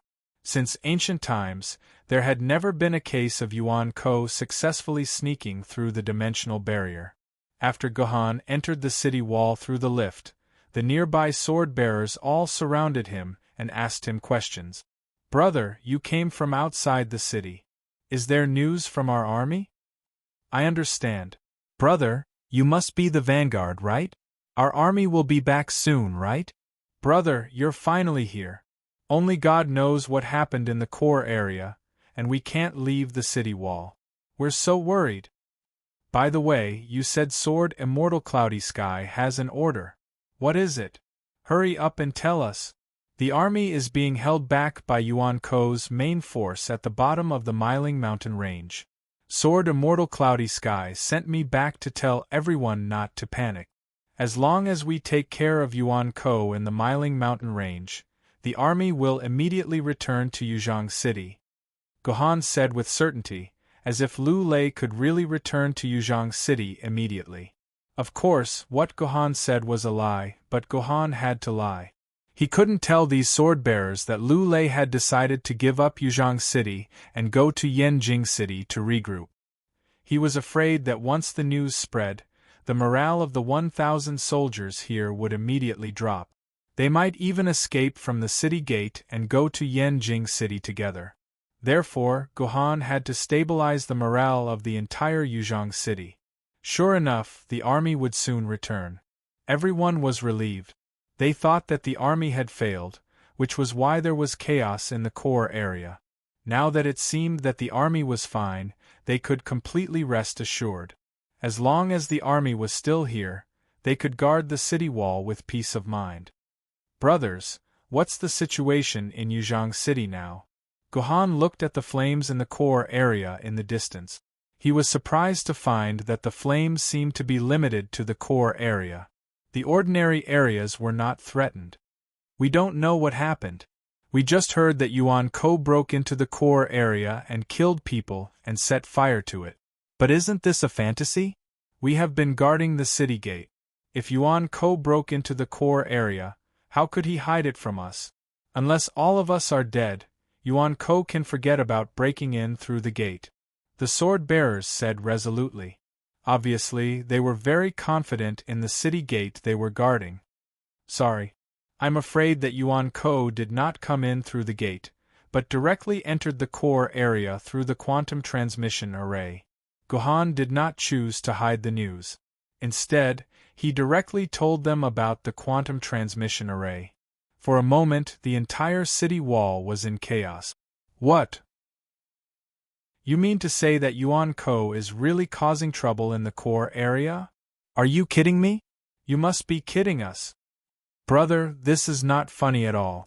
How could the quantum transmission array be used by Yuan-Ko? Could it be that those guys guarding the quantum teleportation array are all idiots? The sword-bearers suddenly panicked. They all said that Gohan was kidding them. They could not believe that the core area, which they thought was the safest, had been captured by Yuan Ko. Then why were they still guarding the city wall? Their parents, brothers, wives, and children were all in the core area. However, the monstrous fire in the core area would not lie. If it was not Yuan Ko causing trouble, how could there be a monstrous fire in the core area? These sword-bearers were just unwilling to believe it at first.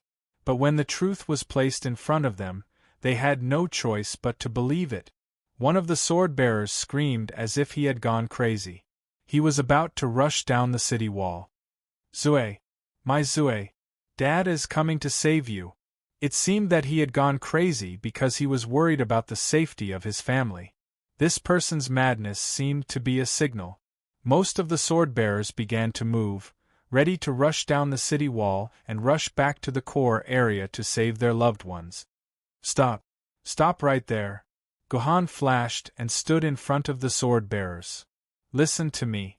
Rushing back to the core area like this is suicide. Not only will you not be able to save your loved ones, you will also waste your lives. Bastard, you can't defend the quantum transmission array and put our loved ones in danger. What right do you have to lecture us? Get out of the way, we have already wasted a few hours. We can't wait any longer. Get out of the way. Everyone, listen to me. I am not trying to stop you. I just hope that you will not forget that you are soldiers. Soldiers should work together to fight and not die one by one. Only by clenching your fists will you be able to exert the greatest power. I will give you 1 minute. Within 1 minute, regroup your teams and send me your team leader's identification number. Listen to my command and enter the core area together to protect our families," Gohan said quickly. In just a few words, he actually wanted to take over the command of these 1,000 sword-bearers. Was it that simple? Of course it was not that simple. Because he had 3 scabbards on him, Gohan looked like a famed sword-rank sword-bearer. However, there were more than 30 famed sword-rank sword-bearers on the city wall. Why would they listen to Gohan's command? Why would they believe that Gohan could lead them to save Yuzhong City? After all, Gohan looked like a child who had not even grown his pubic hair yet. Immediately, a few famed sword-rank sword-bearers stepped forward. They looked at Gohan coldly and said, "We admit that what you said is very reasonable. We should clench our fists, but what right does a child like you have to command us? Why should we believe that you have received orders from Sword Immortal Cloud Mist? Either you get out of here now or you give us a written order from Sword Immortal Cloud Mist. Otherwise, we will choose our own commander and you can do whatever you want." They asked Gohan for Lu Lei's written order. Of course, Gohan did not have it. He had disobeyed Lu Lei's orders and come here. How could he have Lu Lei's written order? I don't have it. Gohan shook his head and took a step back. He said calmly, "Well then, according to what you said just now, you can choose a commander." "Humph." The sword-bearer snorted disdainfully and began to arrange for the selection of a commander. However, when it was time for the selection, they realized that they could not find a commander who could convince the masses. If they wanted to convince the masses, they must have a good record. After all, this was putting everyone's lives in the hands of the commander. However, all the sword-bearers on the city wall were veterans who had been guarding the city wall of Yuzhong City for a long time. These old people might be good at guarding the city wall, but at the same time, they had lost the opportunity to make contributions outside. Therefore, very few of them had a good record. There were only a few sword-bearers with some achievements, but they could not really convince the other sword-bearers. This time, they were going to the core area to rescue people. This battle was bound to be a disaster. All the sword-bearers were unwilling to entrust their lives to incompetent people. All of a sudden, the election was delayed for about 5 minutes. Normally, the election of a class monitor would take 45 minutes to decide. Now, only 5 minutes had passed, which was not a long time. However, the situation now was different. Every second of delay could put the lives of these sword-bearers in danger. Perhaps their loved ones would die in these 5 minutes. These sword-bearers had reached the limit of their patience after waiting for 5 minutes. Everyone began to get restless again. Some people even shouted, "We don't want a unified command. We want to save our loved ones by ourselves." The famous sword-bearer who proposed the selection was already panicking and sweating. The whole situation was about to be completely out of control. "Everyone, since you can't find a commander that everyone can trust, how about I recommend you a commander? I promise that as long as you hear his name, you will be willing to accept his command." At this time, Gohan stood up again and spoke in a voice that almost everyone could hear. After a few seconds of silence, "Who is it? Who are you talking about?" Everyone's eyes fell on Gohan. "His name is Military Governor." Gohan paused. The Military Governor in Sword Maiden Online. The Military Governor who defeated 10,000 people with 200 people. Chapter 5:16. As soon as the Military Governor's name was mentioned, all the anxious sword-bearers fell silent. They looked at the people around them blankly, as if asking, "Is the Military Governor really among us?" Of course, there were also people who didn't play online games who looked at their friends blankly, asking who the Military Governor was. In the end, their friends pulled their sleeves and answered, "Don't worry about who the Military Governor is. You just need to know that if the Military Governor is really here, we have hope of winning." "You're not kidding, are you? Is the Military Governor really here?" One of the sword-bearers questioned. "If he's here, then who the hell is he? How can you say that he's the Military Governor?" "I'm the Military Governor. The Military Governor is me." Gohan's voice was as loud as thunder in winter, blasting the ears of all the sword-bearers. "This person is the Military Governor? He actually said he's the Military Governor? Words are no proof. Do you have any evidence to prove that you're the Military Governor?" The sword-bearers gulped and questioned. "I'm sorry that I can't connect to the internet or have any conclusive evidence, but I think these things should be enough to prove my identity." Gohan took a slight step forward. Coupled with his imposing manner, all the sword-bearers on the scene unconsciously took a small step back. With this imposing manner alone, Gohan stood proudly above everyone on the scene. "Take a look for yourselves." Gohan waved his hand and a series of information was projected on his personal terminal. "Dear player Military Governor, someone in the game has read the paid post posted by your sub-account, Military Governor 12580 in the forum. I'm the Military Governor. Let me tell you how to get the SSS rating. I think it's very good and have tipped you 588 yuan.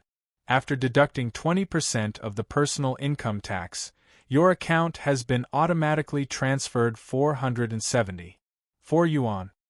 Hundreds and thousands of such messages were constantly being projected in the air, stunning all the onlookers. The content of these messages was sufficient to prove that Gohan was the owner of the Military Governor account. And the source of the information was all standard BAT account management, which was the system's automatic transfer. There was no suspicion of falsification. At least in a personal terminal, which was a closed terminal, it was difficult to create such fake information. "You really are the Military Governor." One of the players raised his head. His eyes were no longer confused. Instead, he looked at Gohan with bright eyes. "Can we entrust our lives and the lives of our loved ones to you?" This was the swordsman's question, as well as the question of all the swordsmen present. They were all looking at Gohan, at the man named Military Governor in the game, and at how he would answer this crucial question. Gohan knew that at this time, he had to give everyone confidence. Even if he did not have the slightest confidence, he could not show it at this time. He had to give everyone a decisive answer. "When have I ever failed?" Gohan smiled. "The Military Governor never fails." In Yuzhong City, in the ordinary district, a large number of civilians stood on the street. They were at a loss as they looked at the raging flames in the core area. They did not understand what had happened in the core area. They all gathered on the street and pointed at the core area. Why don't these civilians enter the sanctuary? Why are they gathering on the street? Are they waiting for Yuan Ko to kill them? Seeing these civilians gathering here, Gohan was filled with anger. Even 3 months ago, Gohan was also one of the civilians. I'm afraid it's not that they don't want to enter the sanctuary. It's because the sanctuary has not been opened. The switches for the sanctuary are all set in the core area. Once the core area falls, the sanctuary in the ordinary district cannot be opened. A middle-aged man named Yang Jiahua, who looked to be in his 40s and was acting as Gohan's assistant, said, "That's right. Although he had the name Jiahua, he was indeed a middle-aged man. This was the assistant that Gohan had directly accepted. He was only an ancient sword wielder and did not have any outstanding achievements. He had been working in various basic government departments all his life and was laughed at for being a piece of trash who did not dare to go out and fight. But it was this piece of trash that Gohan had appointed him as his assistant. At first, it caused a lot of dissatisfaction, but Gohan's reason made those who opposed him speechless. Moreover, they admired Gohan even more. Gohan said that since this Yang Jiahua had worked in all the departments, he must be very familiar with Yuzhong City. In the situation where the network was interrupted and the central database could not be linked, Gohan was the team's walking dictionary, walking map, and walking database. Only by understanding all the information about Yuzhong City could he make the most accurate judgment. Soon, Yang Jiahua showed her value to everyone. The city wall was dozens of kilometers away from the core area. Even if the army marched at full speed, it would probably take an hour. However, Gohan did not have an hour to waste. Gohan immediately ordered the team to go to the nearest public transport hub and use the public transport to go to the core area. But according to the map, the nearest public transport hub was more than 10 kilometers away. There was no difference between going there and going to the core area. Yang Jiahua immediately told Gohan that there was a small public transport hub not far from the city wall. There were hundreds of maglev public transport buses in it. As long as they drove the public transport buses out, they would be able to quickly go to the core area. According to the location reported by Yang Jiahua, this small transport hub was really well hidden. It was hidden under a large number of high-rise buildings. People who had not worked in the public transport dispatch center would not know the existence of such a public transport hub. Therefore, Gohan drove the team directly to the entrance of the public transport hub. Then, he ordered 5 small teams of 100 people to enter the public transport hub and drive 50 public transport buses out. Gohan only gave the 5 teams 3 minutes to drive the buses, but after 5 minutes, there was still no bus coming out. What's going on? Gohan barged into the public transport hub and saw the 100 sword bearers he had sent over standing next to the garage with helpless expressions. There were also hundreds of ordinary people who were grabbing the sword bearers' sleeves or hugging their legs tightly. There were also some people who simply lay down in front of the hovercraft, refusing to let the sword bearers get on. "Sir Military Governor, we tried to persuade them to use these hovercraft buses to fight in the core area, but these staff don't understand us. They won't let us drive the hovercraft away no matter what. They said that without the head office's order, they wouldn't dare to hand over the hovercraft buses to us. Otherwise, the head office will blame it on them," a small team leader explained. He was also the one who was hugged the most tightly. A total of 3 people were hugging him, causing him to be unable to move at all. "Sir, please pity us office workers. If we lose these buses, we won't be able to pay for it even if we kill ourselves." Seeing that a higher-ranking official had arrived, these staff members immediately gave up on the small team leader and hugged Gohan's leg. "Sir, please let us go. Don't touch the hovercraft buses here. Without the head office's order, we really can't give them to you." "Let go of me." Guhan's expression was as cold as frost. "We are using your buses to save people. Our compatriots in the core area are being slaughtered by Yuan Ko. We are doing this to save everyone's lives.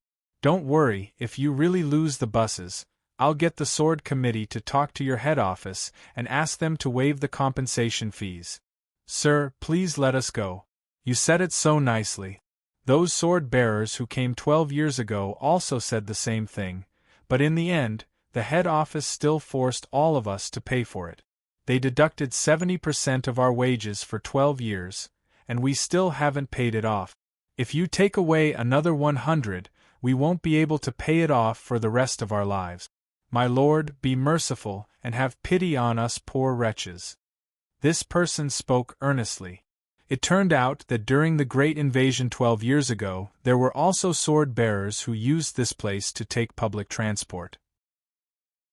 In the end, for some reason, the head office of the public transport company still put the blame on these employees and actually deducted 70% of their wages for a whole 12 years. It was no wonder these employees were so resistant to Guhan's recruitment. However, Guhan did not think that the sword-bearers did not report this to the Sword Committee. Even if they forgot to report it, wouldn't the workers complain?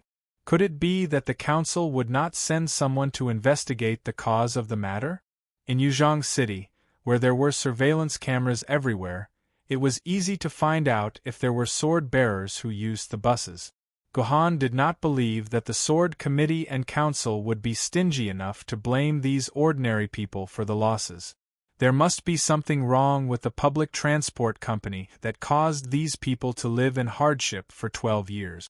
Although Guhan had somewhat understood them, it was still a big problem for them to cling to his leg and prevent him from using the buses. Every second was precious to Guhan. The relatives of these sword-bearers were still waiting for them in the core area. With this in mind, Guhan persuaded them one last time. "This is my personal information.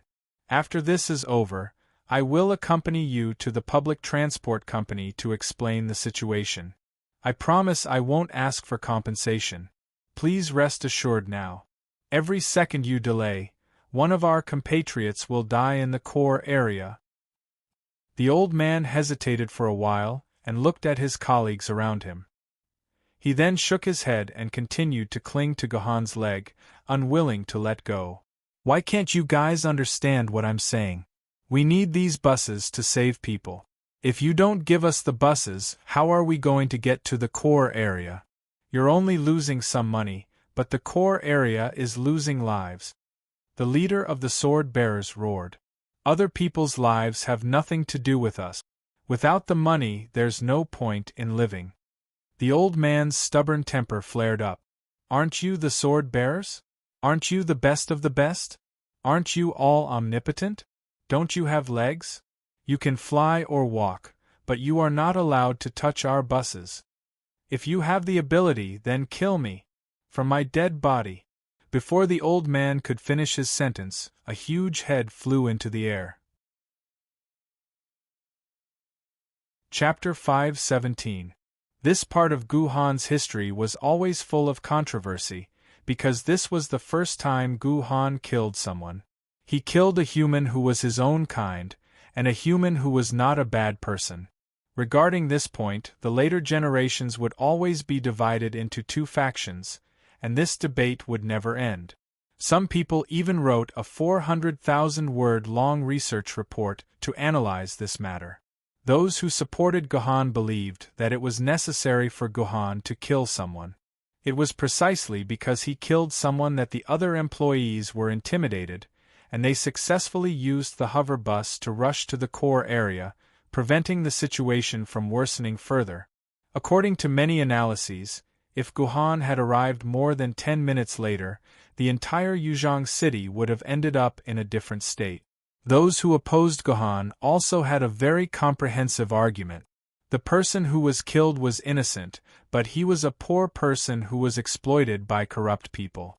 No matter which law it was, It was impossible to judge that the old man should be deprived of his life. Guhan had abused his private message, and he had placed his will above the law.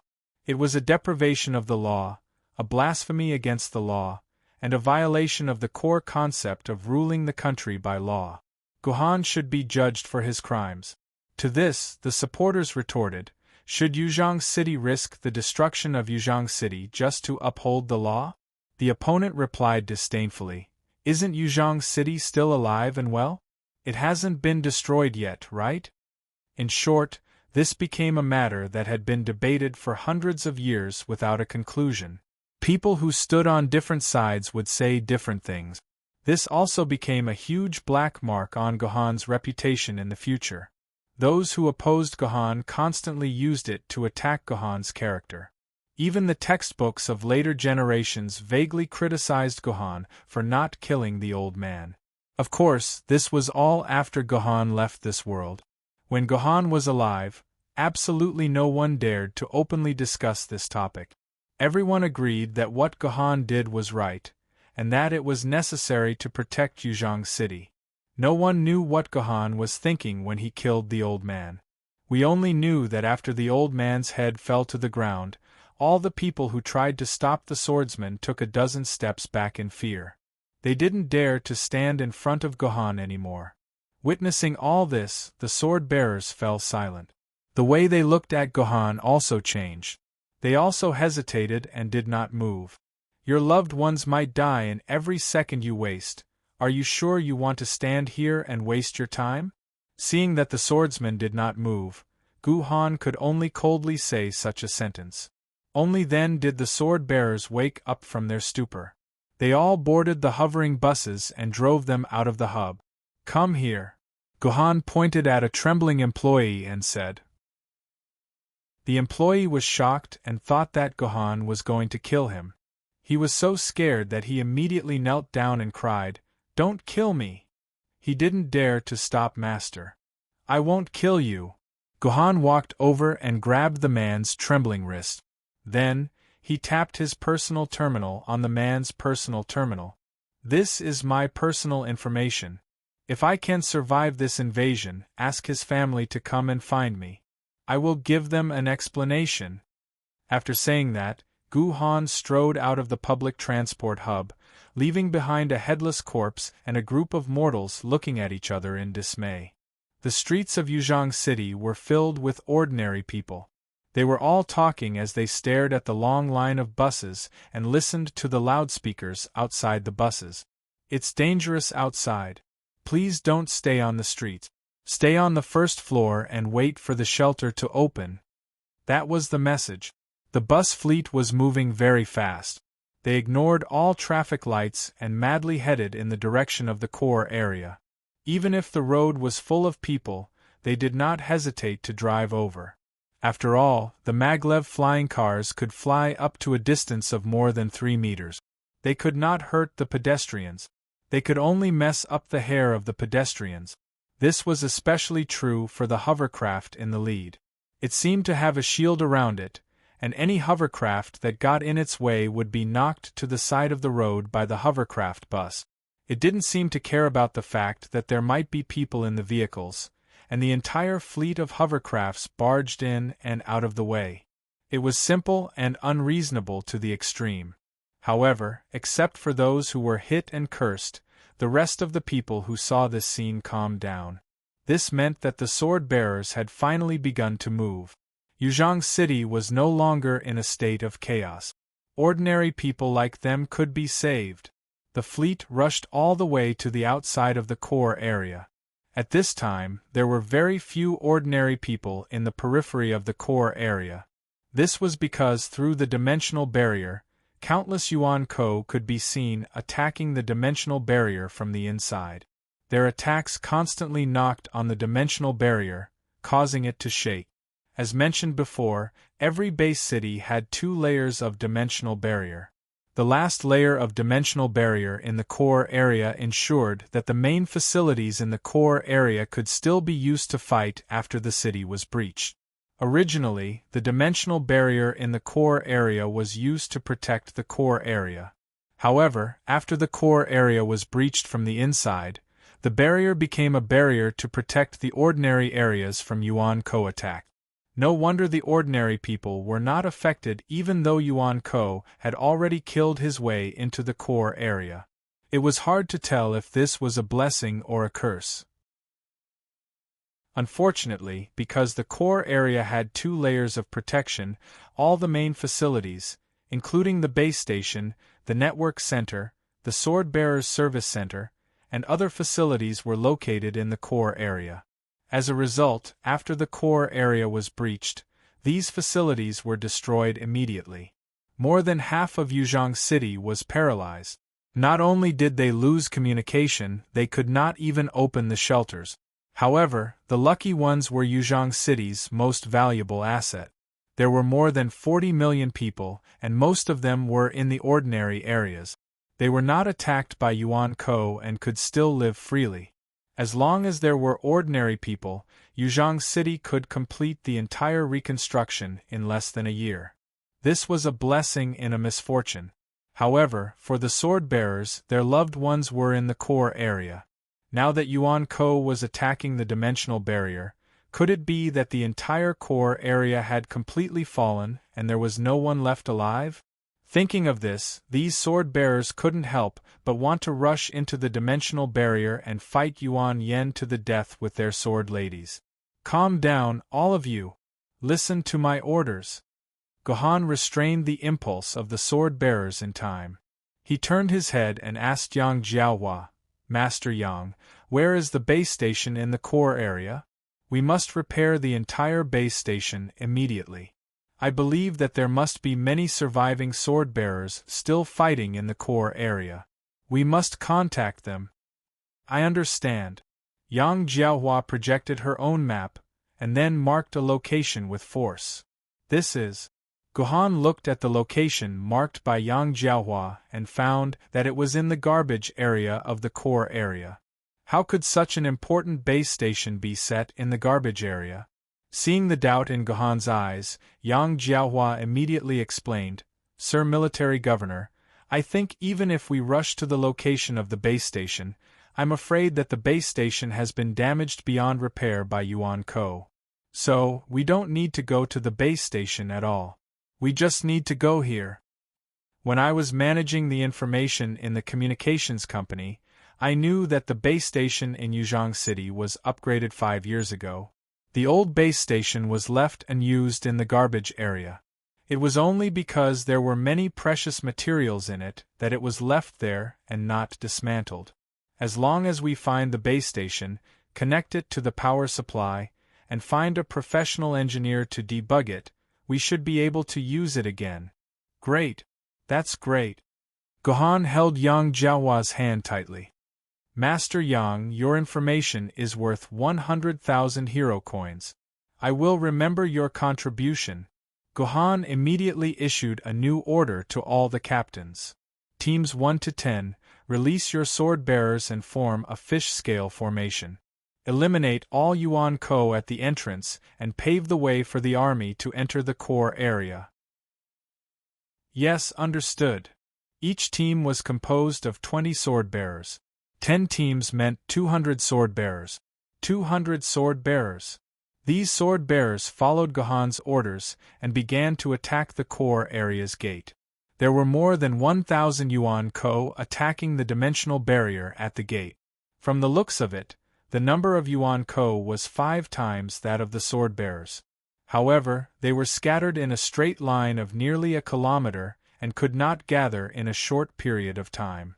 However, the sword-bearers had formed a formation in advance. They were using the fish-scale formation, which was most suitable for quick combat. The sword-bearers were like fish scales, passing through the dimensional barrier and concentrating their strength to attack more than 100 Yuan Ko near the gate. Often, 20 sword-bearers attacked 1 Yuan Ko at the same time. Yuan Ko was instantly killed by the sword-bearers. Not long after, the entire gate was cleared. Teams 11 to 30, attack from the west and block Yuan Ko's support. Teams 31 to 50, attack from the south and block Yuan Ko's attack. Teams 1 to 10, Kill all Yuan-ko within a kilometer radius. Gohan's command was very methodical. In a short while, a large safe area was completely cleared. Then, Gohan led all the sword-bearers into the core area. They stood in the safe area that had been cleared and was surrounded by everyone's sword-bearers. Then, under Gohan's command, the sword-bearers began to change their formation. Finally, they formed a standard rotation formation and began to quickly advance toward the garbage area. Chapter 5:18. The garbage area was not far from the gate. After all, the garbage had to be transported to the outside of the city through the gate for disposal, so the troops soon advanced to the garbage area. To Gohan's surprise, in a building near the garbage area, there were 500 or 600 Yuan-kos besieging the gate of the building. At the gate of the building, the sword-bearers could be seen resisting the attack of Yuan-ko. Lei Mu, the 1st to 40th squads are under your command. Just bring them to the garbage area safely. The rest of you, follow me to save them, Gohan said. Lei Mu was the famous sword-bearer who questioned Gohan on the wall at the beginning. In the battle just now, Gohan found that Lei Mu's command was actually very methodical. His squad was also the one that killed the most enemies and had the fewest casualties.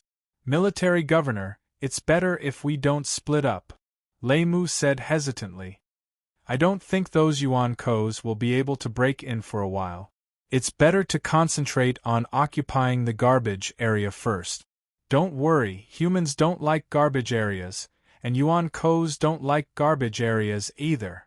Gohan had already seen Yuan-kos' hatred for garbage areas in Yaeyang Fortress, so he said, and I see that the footsteps of those sword maidens are turning illusory. I'm afraid that they have reached their limit. We can't lose any more precious compatriots. After that, Gohan directly gave the position of deputy commander to Lei Mu. After Lei Mu commanded the large troops to move to the garbage area, Gohan led the remaining people to attack the Yuan-kos besieging the building. There was nothing much to say about the process of the battle. Gohan ordered the team to form an arrow formation, and he himself was at the forefront. In the blink of an eye, Yuan-ko's formation was penetrated. When the sword-bearers in the building saw Gohan coming to support them, their morale was also high. They rushed out of the gate of the building and cooperated with Gohan to kill all the Yuan-kos besieging the building. Thank you, brothers. We thought we were going to die here. There were more than a dozen swordsmen in the building, and they were basically at the end of their rope. If it weren't for Gohan's arrival, the entire building would have been breached in no time. What's the situation inside the building? How many survivors are there? Gohan quickly asked the leader. There are still more than 500 people in the building, and they are all employees of the telecommunications company. There are only 500 people left in the entire Yuzhong Mobile Telecommunications Company. At this point, the sword-wielder's face became gloomy. There should be more than 1,000 employees in Yuzhong Mobile's headquarters. Yang Jiahua sent a message to Gohan through her personal terminal. No wonder the sword-bearers looked so pale. The number of casualties in the headquarters had exceeded half. Well, now is not the time to be sad about these things. We need to get out of here immediately. I will give you 5 minutes. You immediately organize the survivors to come out of the building. We will protect them and converge with the main force. Gohan said quickly. Understood.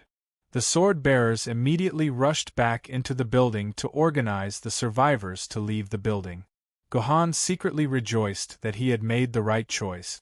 He didn't expect this to be the headquarters of the Mobile Telecommunications Company. It seemed that there was hope to restart the base station. Soon, all the survivors were organized and came out. They were surrounded by Gohan's more than 200 sword-bearers. Once again, they moved towards the garbage area. Along the way, Gohan also learned about the general situation from the sword-bearers in the core area. These sword-bearers were originally just playing games in their homes nearby. Suddenly, the game was disconnected. Because their homes were next to the telecommunications company, These sword-bearers came to the telecommunications company to inquire about the situation.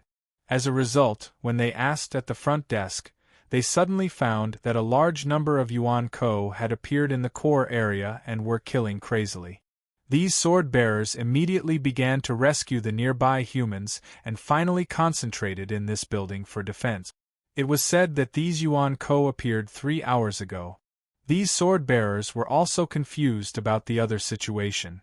It was only when Gohan explained to them about the quantum teleportation array that they suddenly realized that it was an accident caused by the quantum teleportation array. "Sir Military Governor, I am afraid there is a problem here." Hearing the narration of these sword-bearers, Yang Jiahua hesitated for a moment and said to Gohan, "Of course I know there is a problem here. I am afraid that Yuan-ko's spies have already infiltrated our internal department," Gohan said while gritting his teeth. From the narration of the sword-bearers just now, it can be known that they first discovered the abnormality because the network was disconnected. After the network was disconnected, these sword-bearers immediately left their homes. On the way to the telecommunications company, they did not see any trace of Yuan-ko. It was not until they arrived at the front desk that they saw traces of Yuan-ko. What did this mean? This meant that Yuan-ko destroyed the communication system in the core area at the first moment. It was not a coincidence that he destroyed the communication system after occupying the entire core area. So here was the question. These Yuan-ko, who had not even entered the gates of Yuzhong City, how did they know the location of the base station in the core area like the back of their hand and destroy the base station at the first moment? The base station was different from other places. Normally, the Sword Council would arrange a team of sword-bearers to guard the base station. The leader of the team would be a famous sword-level sword-bearer. If Yuan-ko had not deliberately launched a surprise attack on the base station at the first moment, how could he have destroyed the base station so quickly? This meant that Yuan-ko had fully grasped the overall situation of the core area. There must be a human spy acting as Yuan-ko's agent in the core area to support Yuan-ko's actions. This also explained why the manager of the quantum teleportation array in the core area did not immediately shut down the quantum teleportation array. The spy must have killed or tricked away the scientists and sword-bearers in charge of the quantum teleportation array in advance. With just a few words from these few sword-bearers, Gohan was able to analyze a lot of information. Who is this spy? Why did he betray humanity? Why? Gohan clenched his fist. He wanted to find the spy and tear him to pieces. How is it? Can this old base station be used? Gohan's team reunited with the main force in the garbage area, and the old base station was also found again. After 5 years, the old base station, which no one had carried out daily maintenance, had become rusty. Just from its appearance, it naturally gave people a feeling that it was not very useful. How would we know? Lei Mu and the other sword-bearers looked at each other. They did not study communication, nor were they engineers. How would they know if this base station could be used or not? Let me do it. I dismantled this base station with my own hands. An old man suddenly walked over. He was the survivor that Gohan had just rescued from the building. It seemed that Gohan's decision was correct. Otherwise, there would not be anyone who could debug the base station now. Thank you for your hard work, sir. If you need anything, please let me know immediately. You must repair the entire base station as soon as possible, Gohan said excitedly as he held the old man's hand. It's not hard work. After all, I have been doing this all my life. However, there is one thing. The base station needs electricity to start up. I don't know if you can find a way to connect a 1,000,000-volt high-voltage wire. Otherwise, even if there is a base station, it will not be able to start up, the old man said helplessly. High-voltage wire? Gohan thought for a while. Originally, the most convenient way was to dig up the ground nearby, take out the buried high-voltage cable, and connect it in the middle.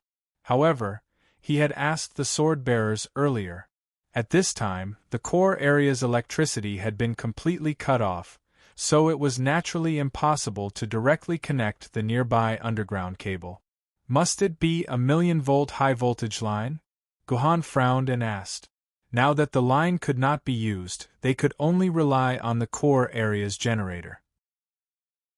However, a 1,000,000-volt generator was rare in the entire core area. Probably only the power plant would have such a power generator.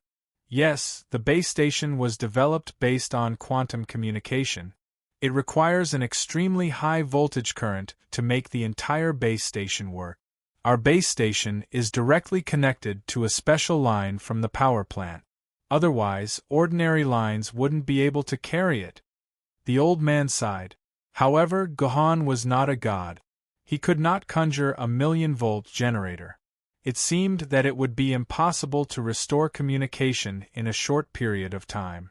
At this time, for Gohan, there was a very urgent matter that needed to be done.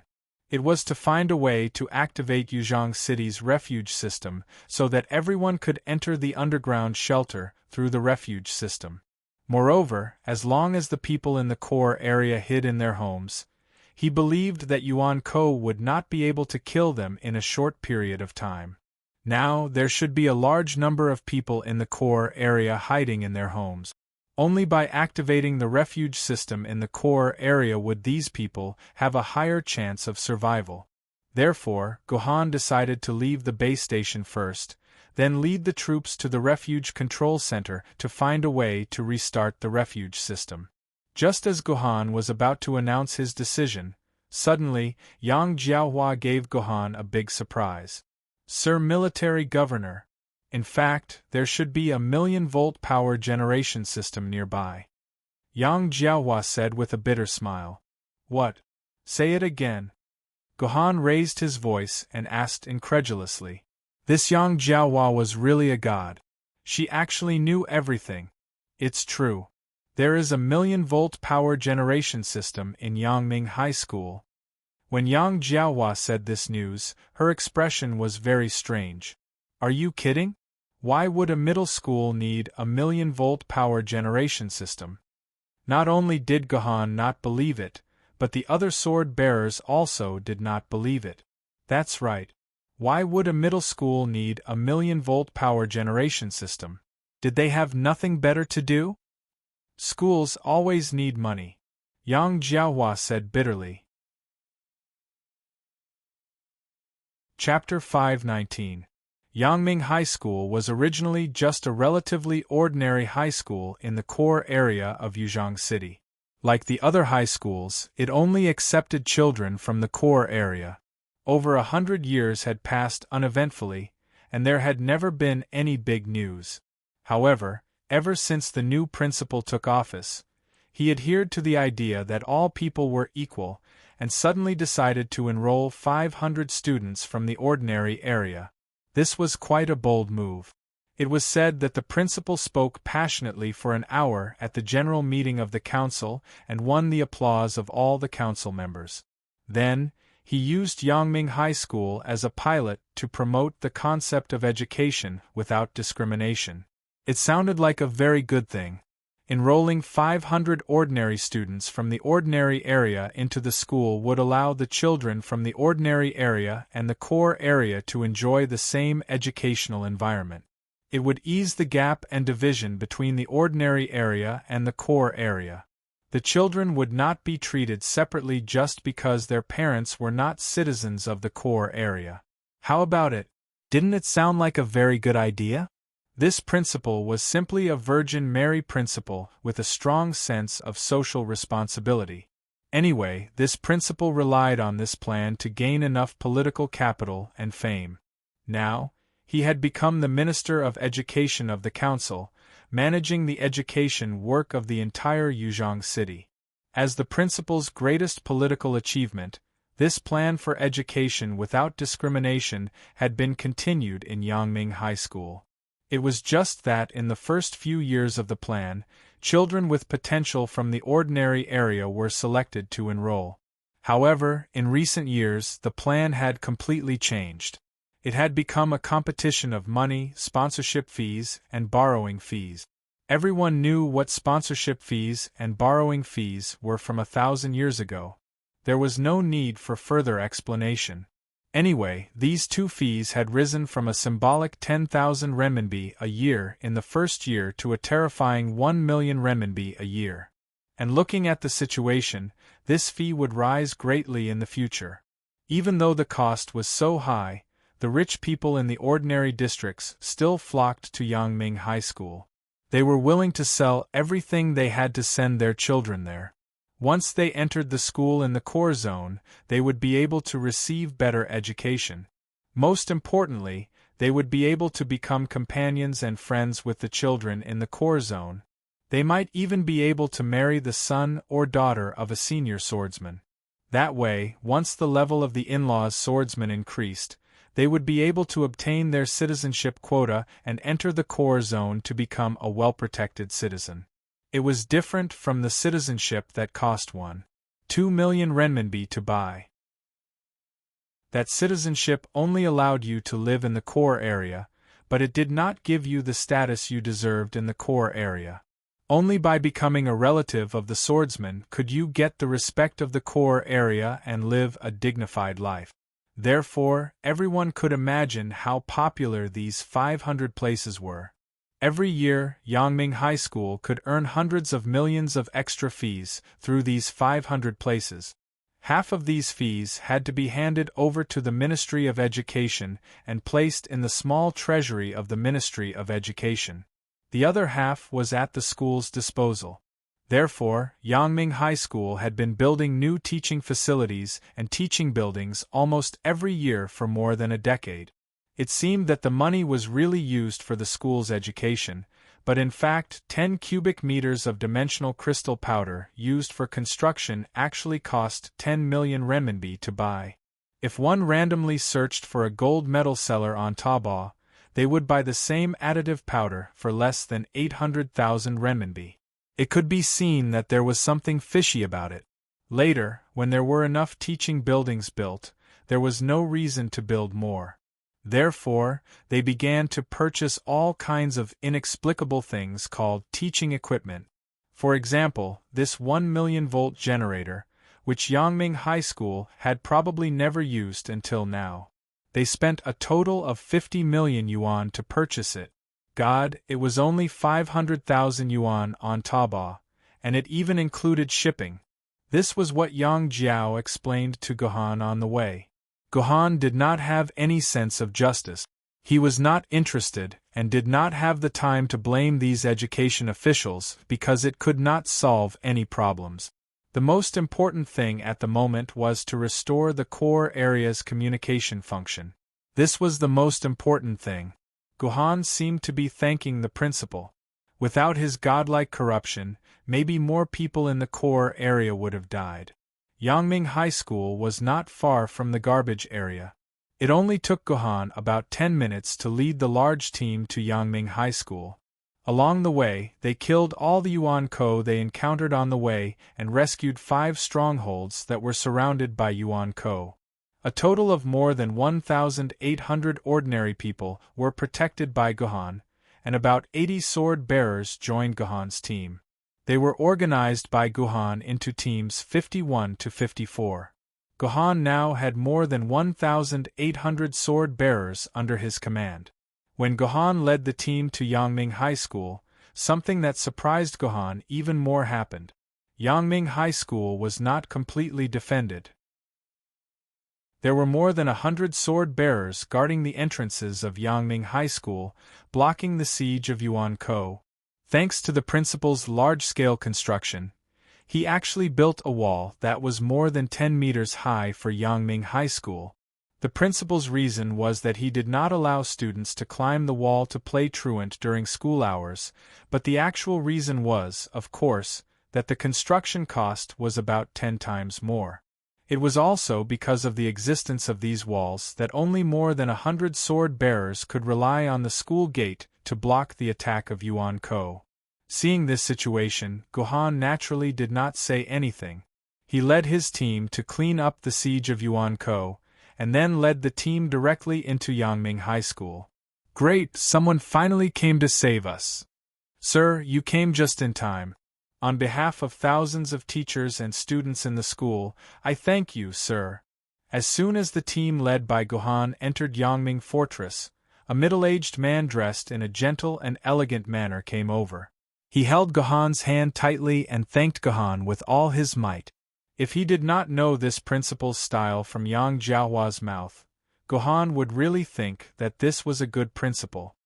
I don't want to hear your nonsense. Before I ask you, shut your mouth, Gohan said to the principal with a bad expression.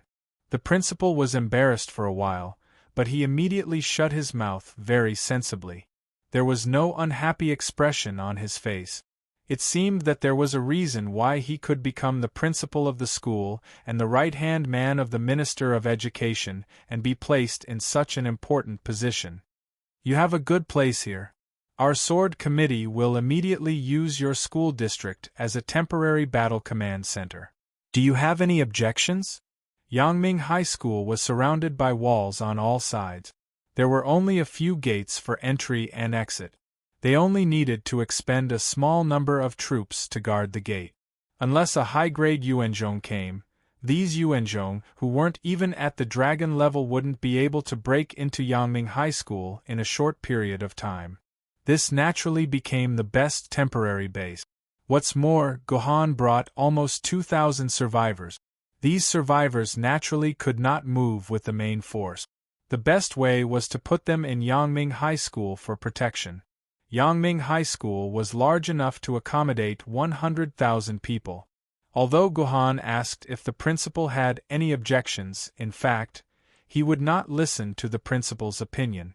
Would Gohan move to another place if the principal had any objections?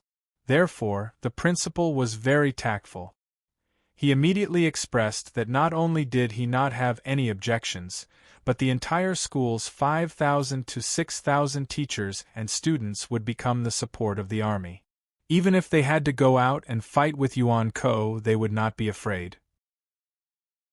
Gohan waved his hand and signaled for the principal to stop his long speech. He then directly asked the most important question. Mr. Principal, I heard that you have a 1,000,000-volt generator here. Is it still here? Generator?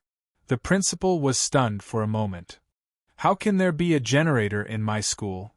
And a 1,000,000-volt generator at that? This is impossible. We are a school. How can we use such a thing? No. Gohan's face turned cold.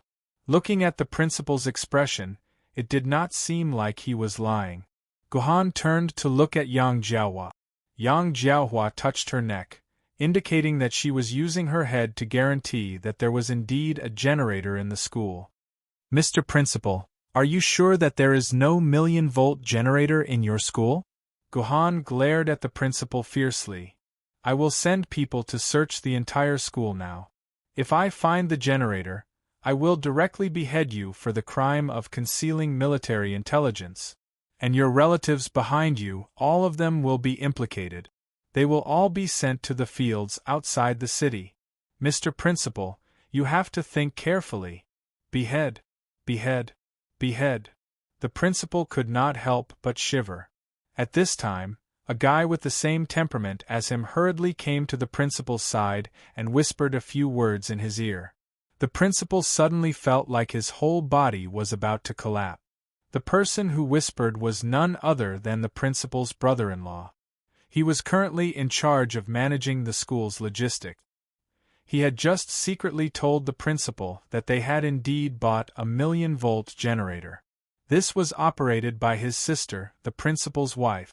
Because he did not want to distract the principal, he did not tell the principal. This yellow-faced woman, she's trying to kill me. The principal was so angry that he scolded his wife in his heart. But I have clearly given my money to my wife for safekeeping. She does not lack money to spend. Why would she use my brother-in-law to make money behind my back? Forget it, forget it. Right now, it is more important to save my own life. The principal immediately replied with a charming smile. Sir, there is a mistake, a mistake. There is indeed a 1,000,000-volt generator in our school. You do not know, recently we have frequent power outages here. The students cannot even take a hot bath. So the logistics department bought a generator. They just bought it and did not inform me, so I did not know about this. Oh yes, I have the receipt. I have the receipt, the principal said loudly. Damn the receipt. Chapter 520. Guhan naturally didn't care about the damn invoice. After he asked the principal about the location of the 1,000,000-volt generator, he ran to the place where the generator was stored with the old employee who had just debugged the base station. The brother-in-law of the principal was also a talent. He actually placed the generator in the museum, saying that it had become a showcase of Yuzhong industry. However, to Guhan's surprise, this generator was unexpectedly small. It was only the size of a refrigerator. It was completely different from the generator that Guhan remembered, which had a shaft that occupied 1 or 2 basketball courts. No wonder it was temporarily placed in this nuisance middle school museum. Several sword-wielders immediately smashed the window of the generator. Guhan also placed the previous base station next to the generator. The old employee walked around the generator and nodded. This generator is indeed a 1,000,000-volt, but it is not a conventional fuel generator. It is the latest dimensional crystal generator.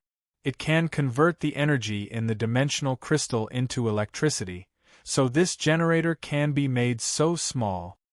Do you need a dimensional crystal? What level of dimensional crystal do you need? Guhan knew that it was time for him to bleed again. Sure enough, the old employee told Guhan that if he wanted to use this generator, he needed a dimensional crystal above the marquee grade. Guhan didn't have anything to say. He directly took out an earl from his dimensional pocket and put it in the refrigerator. Immediately, the refrigerator's display lit up. The old employee operated on the refrigerator and then directly connected it to the base station with a wire. When the base station was powered on, the console that had not worked for a long time also lit up again. How is it? Can this base station be restored? Guhan asked with some excitement. Not yet. The old employee flipped through all kinds of data on the console, then knocked on the outside of the base station for a while. He shook his head and said, "The electronic equipment inside should have been flooded, causing some lines to short-circuit. We must dismantle the base station to repair it." How long will it take? Guhan asked quickly. I don't know. It depends on the damage inside. If I'm lucky, it will only take 10 minutes to repair it. If I'm unlucky, it may take a few days. The old employee said hesitantly. I don't have a few days to waste. You only have 30 minutes. In 30 minutes, you must restore this base station. Every second you delay, a human will die because of you. Do you understand? Guhan gritted his teeth and threatened. I need help. The old employee raised his head. I can't do it alone. I need someone to help me. It's best if it's someone who was rescued with me. There are a lot of skilled repairmen among them. With their help, I might be able to do it faster. Very good. Team 54, immediately take this master to the people he wants. Bring all the people he wants here. Bring them here. Those who disobey will be beheaded on the spot. No mercy. Guhan gave such a harsh order. The 20 sword-bearers of Team 10 looked at each other and left with the old employee. The restoration of the base station was hindered. It seemed that the idea of restoring communication immediately would not work for the time being. They had to draw up a new battle plan. They could not wait here for the base station to be repaired. They had to do something. Guhan pondered for a while looking at the core area map in his hand. Then, he connected all the captain's communications and pulled them into a communication conference room. Everyone, the restoration of the base station still needs time, but we can't wait any longer. There are 12 residential areas in the entire core area. The ones closest to our Yangming High School are Mount Taishan, Mount Huangshan, and Mount Amei. I order that every 12 teams form a brigade according to the sequence. They will be led by Wan Tong, Yu Min, and Zhang Rui respectively. They will attack the 3 residential areas of Mount Taishan, Mount Huangshan, and Mount Amei. Kill all the Yuan Ko in the residential areas. At the same time, search for survivors in the residential areas. If you find any survivors, immediately protect them and bring them back to Yangming High School. Do you understand? Wan Tong, Yu Min, and Zhang Rui were the commanders that Gohan had found. With their command, the brigade would be able to complete the mission smoothly. Yes. Yes. Wan Tong and Yu Min immediately agreed. However, Zhang Rui hesitated for a while. Sir, can I go to Mount Lushan? I promise I will definitely complete the search and rescue mission in Mount Lushan. Mount Lushan. Gohan was silent for a while. Zhang Rui, if I'm not wrong, your home is in Mount Lushan, right? Yes, Sir Military Governor. Zhang Rui's home is there. My lovely 10-year-old daughter is there too. My beloved wife is there too. I must go and save them. Zhang Rui was so emotional that he was about to explode. I understand your situation, but I must tell you that you can't. Gohan said coldly. Mount Lushan is 15 kilometers away from us. If you want to go to Mount Lushan, you must pass through the CBD Commercial Street and the Swordsman Service Center. I believe that is where most Yuan Ko gathers. If you bring your team there, you will be courting death. I will not allow that to happen. Don't even think about it, do you understand? Then I won't bring anyone there. I'll go alone. Zhang Rui roared. Zhang Rui, calm down. Sir Military Governor is right. If we go to Mount Lushan now, we will be courting death. Zhang Rui, if you can't calm down, I can help you. Wan Tong and Yu Min tried to persuade him. Screw you. I'm going to save my own people. It's none of your business. Zhang Rui was about to go crazy. He could not accept not being able to save his family at the first opportunity. So what if your home is in Mount Lushan? Do you know which neighborhood my home is in? Gohan's voice was cold. My home is in Sankingshan, which is 3 kilometers away from your Mount Lushan. Do you think I should lead all my brothers to Sankingshan? Zhang Rui stopped talking. Indeed, he had nothing to say when faced with Gohan, who lived in Sankingshan. I hereby announce that Zhang Rui is relieved of his duties as captain and squad leader. Wen Zhe will take over as captain, and the vice-captain of Zhang Rui's squad will take over as captain. Zhang Rui, if you want to go with everyone, then be a soldier. If you don't want to, then get out of here. Go wherever you want to die. I won't stop you. Choose one. I'm ashamed. I'm willing to be a soldier. Zhang Rui finally came to his senses and did not take the wrong step. Lei Mu, you're the vice-captain. You're responsible for leading the rest of the sword-bearers in Yangming Fortress. Contact the 3 squads here. If there's any danger, come to their aid. Gohan ordered. Lei Mu understands. I promise I'll do it. Wait, Sir Military Governor, I'm here to coordinate. What about you, sir? What are you doing, sir? Lei Mu suddenly remembered that Gohan had assigned almost all the tasks. What should he go to do? I'm going to the Emergency Response Center, Gohan said calmly. I have to open the evacuation system. Only then can the survivors in the other neighborhoods survive. Otherwise, my family, Zhang Rui's family, and more family members. Maybe if we open the evacuation system in time, they won't die. Understood. Sir, which squads are you going to bring? Lei Mu asked casually. Not only will I bring any squads.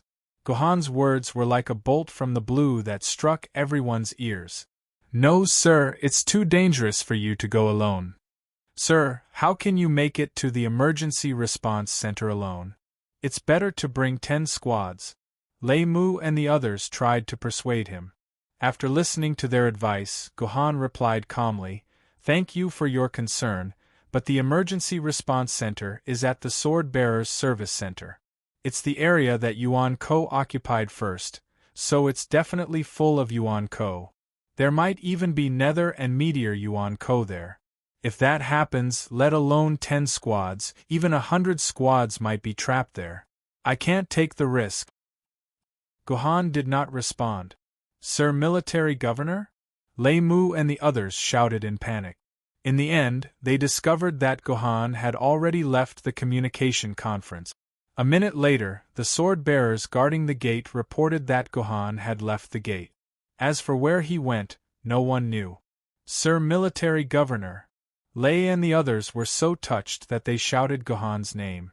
In their eyes, Gohan probably did not plan to come back alive after going to the sword-bearers' service center. Of course, Gohan was not planning to go to the swordsman's service center to die. His actions just now were mostly an act, and after his righteous performance, it would definitely be widely spread among all the squad leaders. His heroic act of risking his life would also be spread, and this would be extremely beneficial to Gohan's path to the throne. At the very least, when he started to build his own army, there would not be a situation where there would be no one willing to enlist. After the performance, Gohan also brought out the 3 universe rank Yuan Ko who had barged into the sword-bearers' service center: Batet, Ice Eyes, and Anubis. These 3 guys had been hiding in Gohan's dimensional pocket. He only let them out after they complained for days. As mentioned before, the dimensional wall could block all Yuan Ko, including Yuan Ko hiding in the dimensional pocket. However, there were always accidents, and this was no exception. For example, Gu Jinjiendi had brought a few of his Yuan Ko and freelancer friends into Yanjing headquarter city.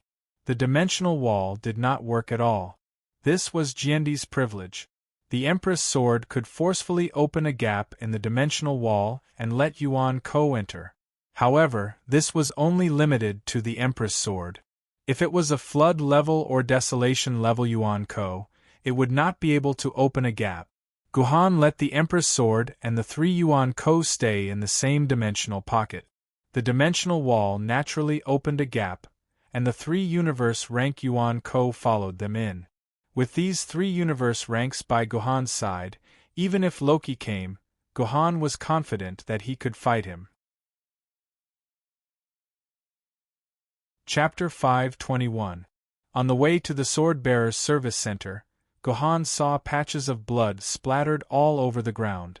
Countless corpses were like broken dolls, casually discarded on the side of the road. There were also some Yuan Ko standing beside these corpses, constantly gnawing on them. Knowing that Gohan did not like these scenes, Batet did not wait for Gohan to do anything, and very considerately helped Gohan clean up the Yuan Ko. Because he had recovered his divine power and divinity, Bastet's fighting style had become that of a god. The handsome white-haired man only needed to stare, and those Yuan Ko would raise their claws and stab into their chests, then dig out their hearts and commit suicide. Is Bastet's divine power a type of charm? Seeing Bastet's fighting style, Gohan had such a guess. After all, Batet was a cat goddess. It was normal for him to use his cute eyes to capture his poop scooper and work hard to clean his poop. However, Bastet's charm did not work on all Yuan Ko. At the very least, it was useless on the undead-type Yuan Ko. And for the dragon-type Yuan Ko, it was not as effective. When the dragon-type Yuan Ko committed suicide, they would constantly struggle. Those with strong willpower could struggle out of Bastet's charm and flee to the Sword-Bearers Service Center in a panic. In the end, they would be hit by a black ray of light shot out from Anubis' ear, turning into dried corpses on the ground. Their souls have already been reserved by someone else. Anubis doesn't like this. Anubis won't be able to get their souls. Anubis said unhappily after every Yuan Shun he killed. In Egyptian legends, although Anubis was the god of death, he never killed with his own hand. He only liked to weigh the souls of others. If a person's soul was pure, and more good than evil, Anubis would not be able to kill them even if he had monstrous divine power. Of course, most humans in this world were more evil than good. Stepping on an ant or pinching a cockroach to death might not seem good or evil to you, but it would be recorded as evil in your soul. Taking away a life was not a small sin. That was why, out of 10,000 people, there would only be one soul that was more good than evil that even Anubis could not kill. The black ray of light shot out from Anubis' ear was actually the weight that judged the soul. If this Yuan Ko's evil was more than good, his life and soul would be taken away by Black Marfa in an instant, turning him into a dried corpse. For Anubis, devouring souls was the main way for him to increase his strength. However, these souls could not reach Anubis' body. Instead, they were taken away by a stronger power. That's right, it was the power from the dimensional vortex. Even Anubis could not resist this power. He could only watch as the souls he wanted were taken away by the dimensional vortex. Along the way from Yangming High School to the Sword Bearers Service Center, Gohan did not know how many Yuan Kos he had used the power of the 3 Egyptian gods to kill. 1,000, 2,000, or more. Anyway, all the Yuan Kos within Gohan's sight had died in the hands of the 3 Egyptian gods. Only when he discovered that some sword bearers and those who relied on buildings to resist, Gohan would let the 3 gods of Egypt hide. He would take action himself and cleanly help these sword-bearers destroy the Yuan Shun who besieged them, and then tell them to go to Yangming High School to take refuge. About 100 sword-bearers and more than 2,000 survivors had survived because of Gohan's help. They were full of gratitude towards Gohan. Of course, this was all in the future. At this moment, these people's gratitude was useless. Along the way, Gohan also found a lot of strange things. First of all, Gohan had never seen a Yuan Ko who was at or above the nether level. After Gohan entered the core area, the highest Yuan Kos that he had met was a dragon-level Yuan Ko. After that, he had never seen a higher-level Yuan Kos. This was a very strange thing. Just as strange as this matter was that Gohan had not heard any news about a spirit sword-level sword-bearer. According to the pleated sword spirit, out of the 23 spirit sword-level sword-bearers in Yuzhong City, 12 of them had gone with the army, which meant that there were still 11 spirit sword-level sword-bearers left in Yuzhong City. But now, Gohan had not even heard any news about a spirit sword-level sword-bearer. This was very unusual. Under normal circumstances, some of the spirit sword-level sword-bearers should be stationed on the wall of the ordinary area. The rest of the spirit sword-level sword-bearers should also be on standby in the core area, or working in the sword committee building. But the reality was that all the spirit sword-level sword-bearers seemed to have disappeared collectively. There were no spirit sword-level sword-bearers in the ordinary area. Otherwise, the thousands of sword-bearers on the wall would have lost their command and stayed on the wall like headless flies, not daring to move. And in the core area, there was no trace of a spirit sword-level sword-bearer. Otherwise, they wouldn't have fought separately. All the important parts were almost all captured by Yuan Ko at the same time. It was as if there was a mysterious force that killed all the spirit sword-level sword-bearers in an instant. This was even more impossible. Even if a flood-level or desolate-level Yuan Ko came here personally, he wouldn't be able to do this. It could be said that this was the biggest doubt in Gohan's heart. Along the way, Gohan spent most of his time thinking about the answer to this question. In addition to this doubt, Gohan's biggest doubt was that he didn't see a flying Yuan Ko. The fundamental reason why most of the human sword-bearers were able to hold on to Yuan Ko's attack for several hours was that there was no flying Yuan Ko in the entire core area. For example, Yangming High School. Although their wall was built very well, as long as a group of flying Yuan Ko crossed the wall and began to attack from the inside, it was believed that the entire Yangming High School would be captured in a very short time. Being attacked from both front and back was an extremely bad situation in any world. But until now, Gohan hadn't seen a flying Yuan Ko. When he asked those sword-bearers who were fighting, they also said that they had never seen a flying Yuan Ko. This was very strange. Loki was famous throughout his life. How could he not understand the importance of flying Yuan Ko? he would definitely arrange a large number of flying Yuan-ko to enter the core area. But in fact, no flying Yuan-ko had appeared. It seemed that all the flying Yuan-ko had been obliterated, just like those spirit sword-level sword-bearers who had disappeared. Finally, the location of the sword-bearers' service center was in sight.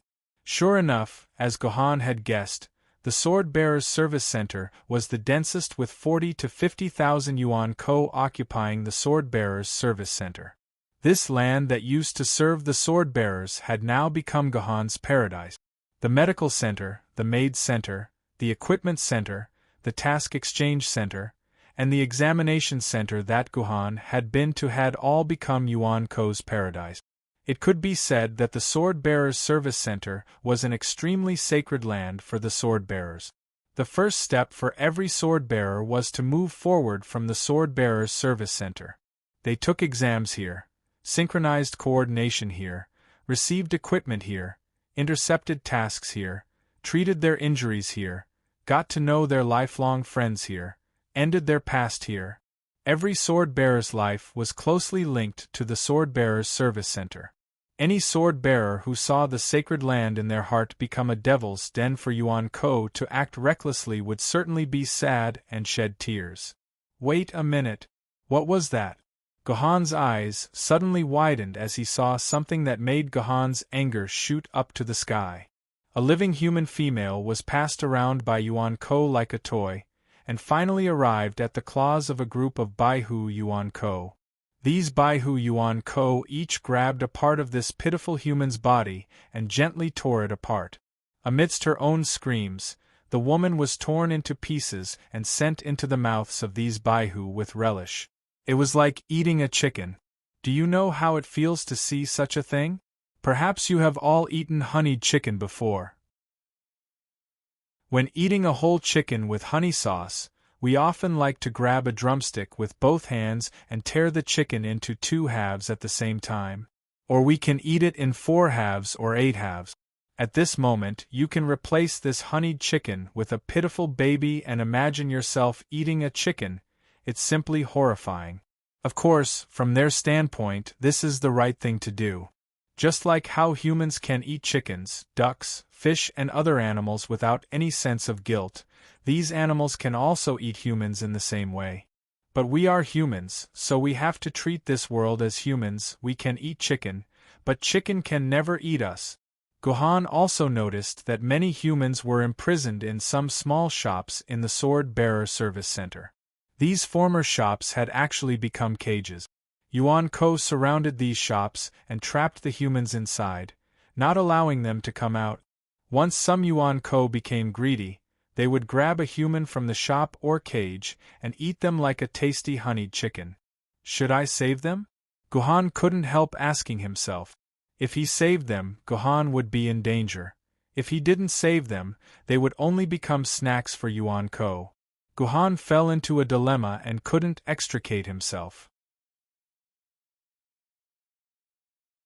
Chapter 522. Should he save them or not? This was a big problem. If Gohan didn't save them, he could use Ice Eye's help to hide himself.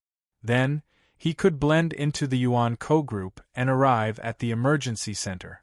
As long as there were no accidents, Gohan wouldn't need to fight a single battle to complete his mission. However, if he went to save them, although there were 3 U-level Yuan-ko, and Gohan was confident that he could safely save these poor children, this would definitely alert the U-level Yuan-ko in the Sword-Bearers Service Center. Ice Eyes told Gohan that she sensed at least 2 U-level Yuan-ko in the Sword-Bearers Service Center. Although there were 1 less than the Egyptian group, there were tens of thousands of other Yuan-ko. These Yuan-ko combined were equivalent to 3 or 4 U-level Yuan-ko. If he saved them, who knew what would happen in the end? Faced with this situation, Gohan fell into the biggest hesitation in his life. Gohan had never hesitated for more than 30 seconds in front of a multiple-choice question, but now Gohan had hesitated for a whole minute. In this minute, 4 or 5 unlucky girls were eaten by Yuan-ko like honey chicken, crispy and chicken-flavored. Beside Gohan, Ice Eyes, Bast, and Anubis. Oh, sorry, it was two people. Anubis's attention was completely focused on the picture of a golden retriever in a pet shop. Ice Eyes and Bast looked at the struggling Gohan with interest.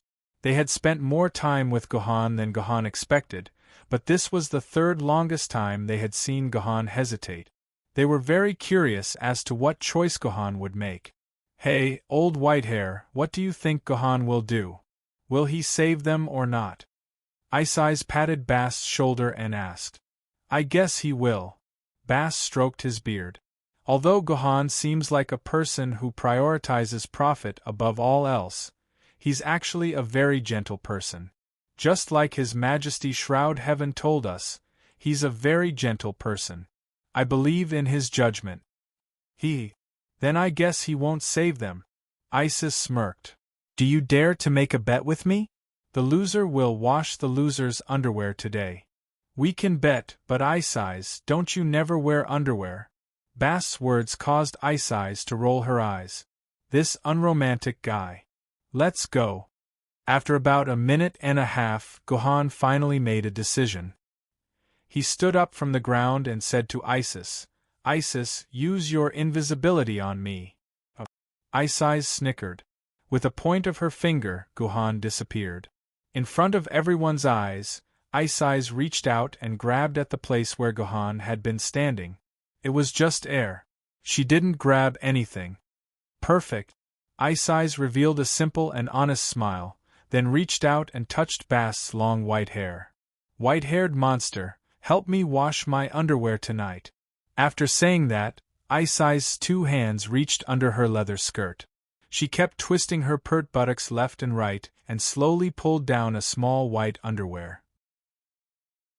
The small underwear was pulled off Ice Eyes' jade-like toes and completely left Ice Eyes' body.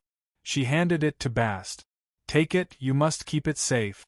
If you lose it, give me your underwear as compensation. I don't wear underwear. I don't have that thing. Bast held the warm and moist underwear for a long time before throwing it into his divine kingdom. Forget it, I'll think about this underwear at night. Bast looked at the place where Gohan had been standing. Although there was no one there, Bast knew that Gohan was standing there. Lord Gohan, is this really okay? You should want to save them.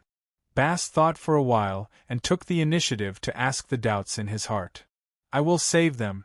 Gohan's voice sounded in the air. But I have to save most of them first. Nobody knew when, but in the service center for sword bearers that was crowded with Yuan-ko, there were suddenly 3 more Yuan-kos. A dog, a cat, and a bear. From the looks of it, of course, they were a perfect match with these Yuan-kos. They were all animal template. But the other Yuan-kos felt that these Yuan-kos were very suspicious. Look at the normal magical beast Yuan-ko, with sharp teeth, sharp claws, beautiful hair, and a mouth that could occasionally spit fire. This was the normal magical beast Yuan-ko. But these 3 guys that suddenly appeared looked like ordinary white cats, ordinary huskies, and ordinary big bears.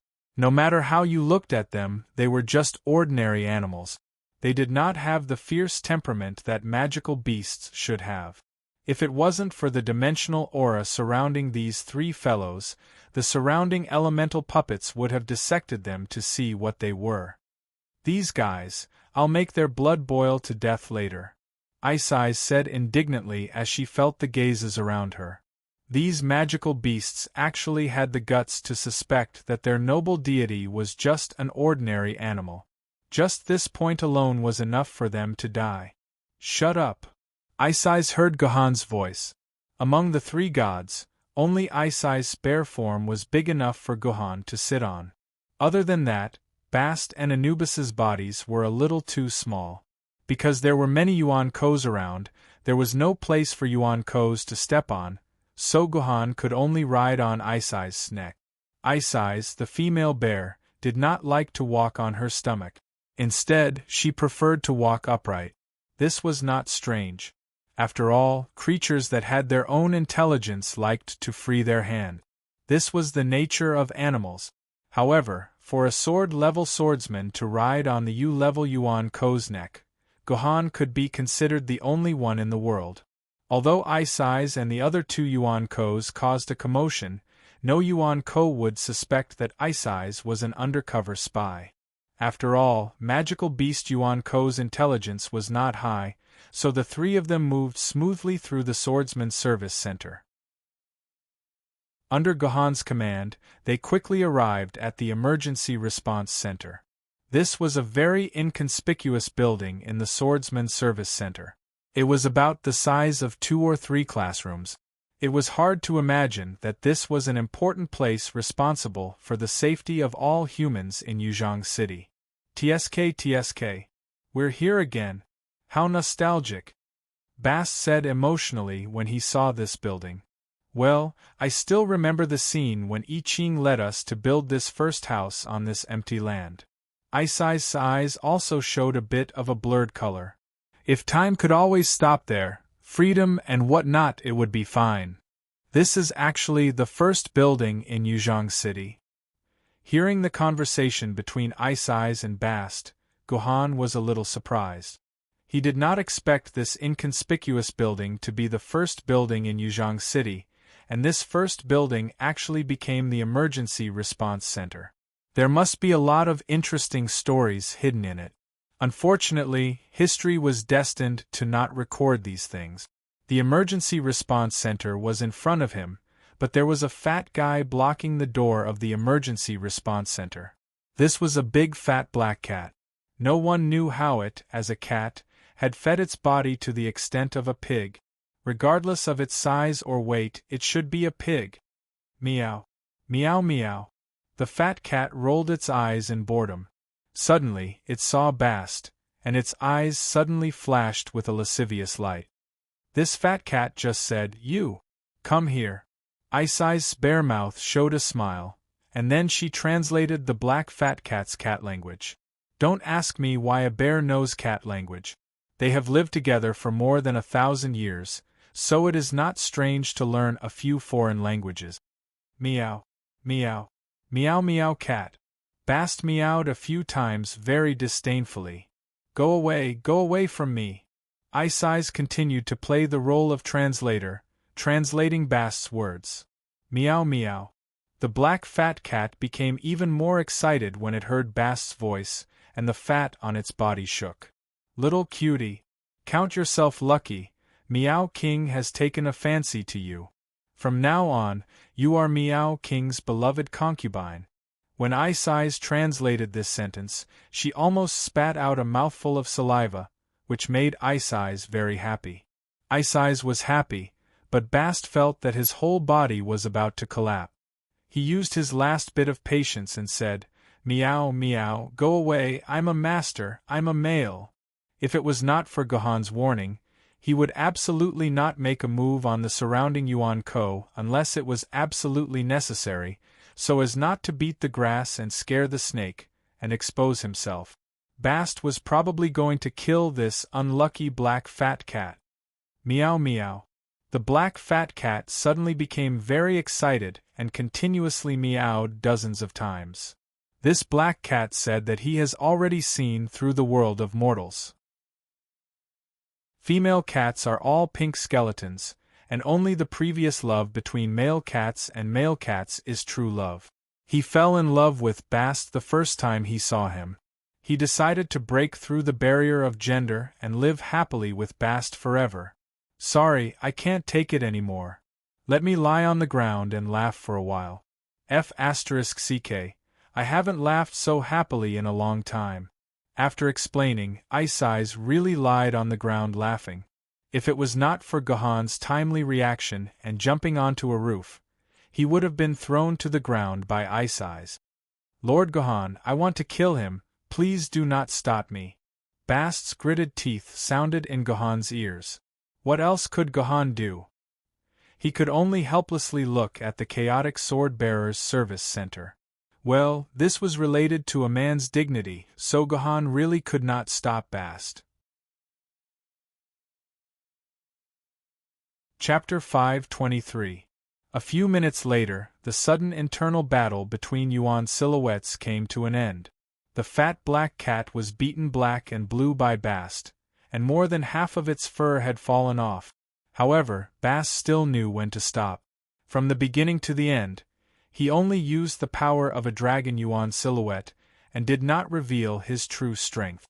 It was precisely because of this that Bast did not kill this unlucky child. He could only let the other party escape from here while meowing. According to Isai's translation, this big fat cat seemed to have gone to find its father for revenge. TSK.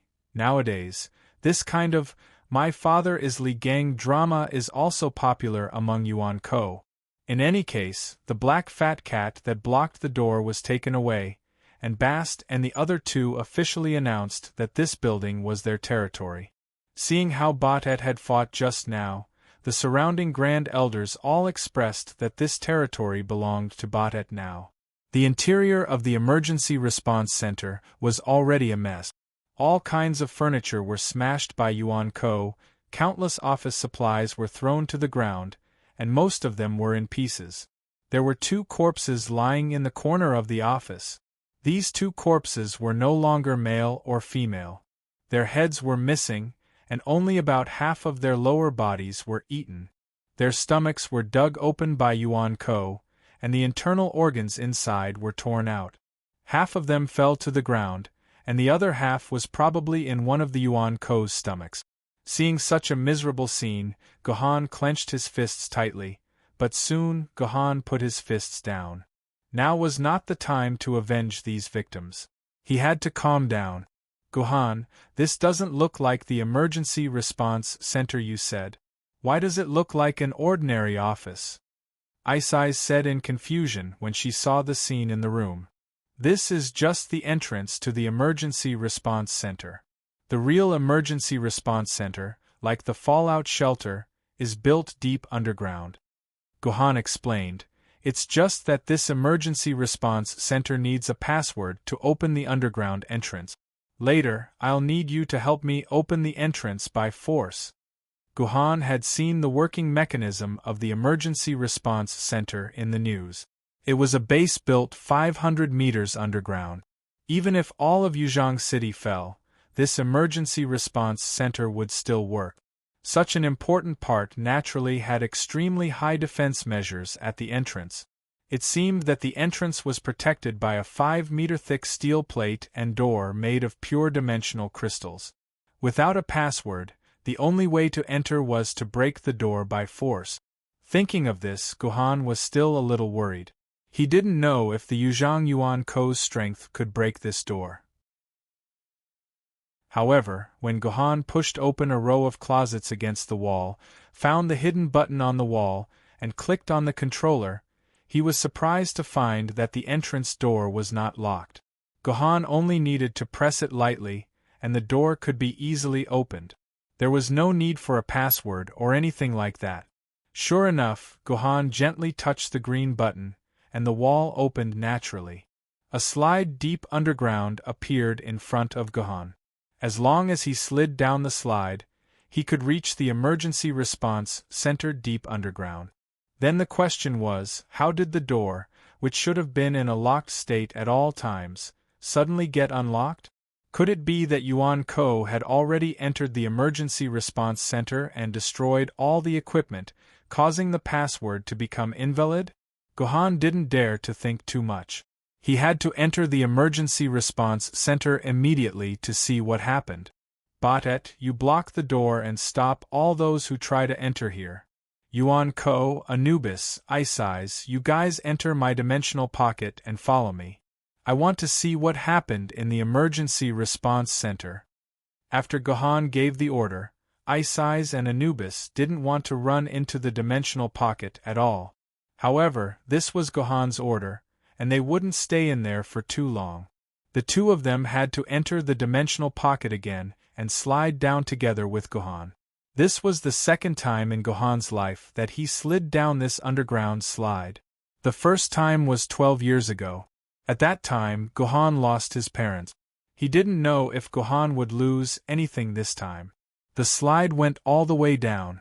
During this period, several golden scanning lights scanned Gohan's body. These were the lights that scanned Gohan's identity. If they found that Gohan was not a human but Yuan Ko, several passes under the slide would immediately be closed, preventing Yuan Ko from entering the shelter through the slide. This was also the reason why Gohan wanted Ice Eyes and Yuan Ko to stay in his dimensional pocket. Gohan didn't want to be blocked on the slide. After about a minute or so of sliding, Gohan suddenly felt that his butt was empty. He knew that the slide had reached the end. With a beautiful cushion, Gohan successfully stood on the ground instead of falling to the ground. The entire emergency response center was dark. Nothing could be seen, but Gohan could smell a faint smell of blood in the air. This was the smell of human blood. Sure enough, Yuan Ko had broken in here. Had the humans been killed? Gohan immediately raised his vigilance to the highest level. His 5 senses constantly sensed the subtle fluctuations in the air. He knew that there must be something hiding in the dark, ready to launch a sudden attack on him. In fact, Gohan could also take out the flashlight to see the specific situation in the emergency response center. However, once Gohan took out the flashlight, he would inevitably be exposed to Yuan Ko's sight. This was an extremely dangerous thing. Gohan would rather both sides fight in the dark than fight in the light. Is he finally going to attack? Gohan's ears suddenly twitched. He felt a faint tremble behind him. He knew that the enemy was about to attack him. Gohan immediately drew his Sky Reliant sword and used it to block the attack. Wait, it's a sword aura. Gohan suddenly realized that it was a sword aura that was attacking him. Apart from a very small number of Yuan Ko, most Yuan Ko did not know how to use sword aura. Could the person hiding in the dark be? Stop. I am Gohan, the sword wielder. If you are the sword wielder, please stop. Don't hurt your own people. Gohan immediately shouted. Soon, Gohan heard a surprised voice respond to him. Gohan, is it really you? It was a surprised and excited voice. It was a voice that Gohan was very familiar with. Are you Ife? Gohan did not expect to hear Song Ife's voice here. It's me. It's me. It's me. Song Ife's excitement was fully expressed when she said it was her 3rd time in a row. Then, Gohan felt a huge boob bumping into his chest. She wanted to press her body against Gohan so that Gohan could feel her trembling. Gohan, is it really you? Are you really here? I'm not dreaming, am I? Mom told me that when people are about to die, they like to dream about the things they like. Song Ife said in a daze. What exactly had this little girl been through? Gohan could feel that she was on the verge of a mental breakdown. If Gohan had come a little later, the little girl might have really gone crazy. It's me, your good friend Gohan. I'm here to save you. What else could Gohan say? He hugged Song Ife tightly and patted her back to calm her down. Great, you're really here. But why do I feel like I'm still dreaming? Song Ife said in a daze. She pressed her face against Gohan's chest and greedily breathed in Gohan's scent. That's right, it's this smell. It was the same smell when we were in the hovercraft. Song Ife recalled the time when they took the Eagle Cat Sword Spirit's hovercraft to Changyang Mountain. At that time, Gohan and Song Ife had shared the same bed for 2 hours. It was also around that time that Song Ife was the closest to smelling Gohan's scent. He did not expect that Song Ife could still remember it after more than a month. However, Song Ife didn't seem to be satisfied with just smelling Gohan's scent. Her head kept moving upwards and finally spread out on Gohan's face. The two of them were face to face, lips to lips, and they actually kissed each other. It seemed like this was Gohan's first real kiss in the real world. If not counting Qing Pin and Gu Yun, these 2 little guys would kiss Gohan's lips every morning. Gohan had given away 100 kisses. These are lips? Real lips? Warm and moist lips? Song Ife shivered and became more clear-headed. She secretly stuck out her tongue like a little snake and tried to move forward. She wanted to pry open the lips that were stuck to hers and explore the mysterious place inside. It's done. At this time, Gohan grabbed Song Ife's head and moved her away from his face. At the same time, Gohan's personal terminal emitted a bright light, illuminating a small area around them. Song Yifei still had an intoxicated expression on her face. She kept sticking her snake-like little tongue forward, as if she wanted to touch something. Yifei, wake up! Gohan had no choice but to grab one of Song Yifei's fingers and pinch a little bit of her fingernail. Ah, it hurts, it hurts, it hurts! Song Yifei screamed and ran away from Gohan with trembling hands. She had completely woken up from the intoxication. You're tuning in to the Phoenix Nights YouTube channel. Don't forget to subscribe and join us on this journey to catch the most captivating stories.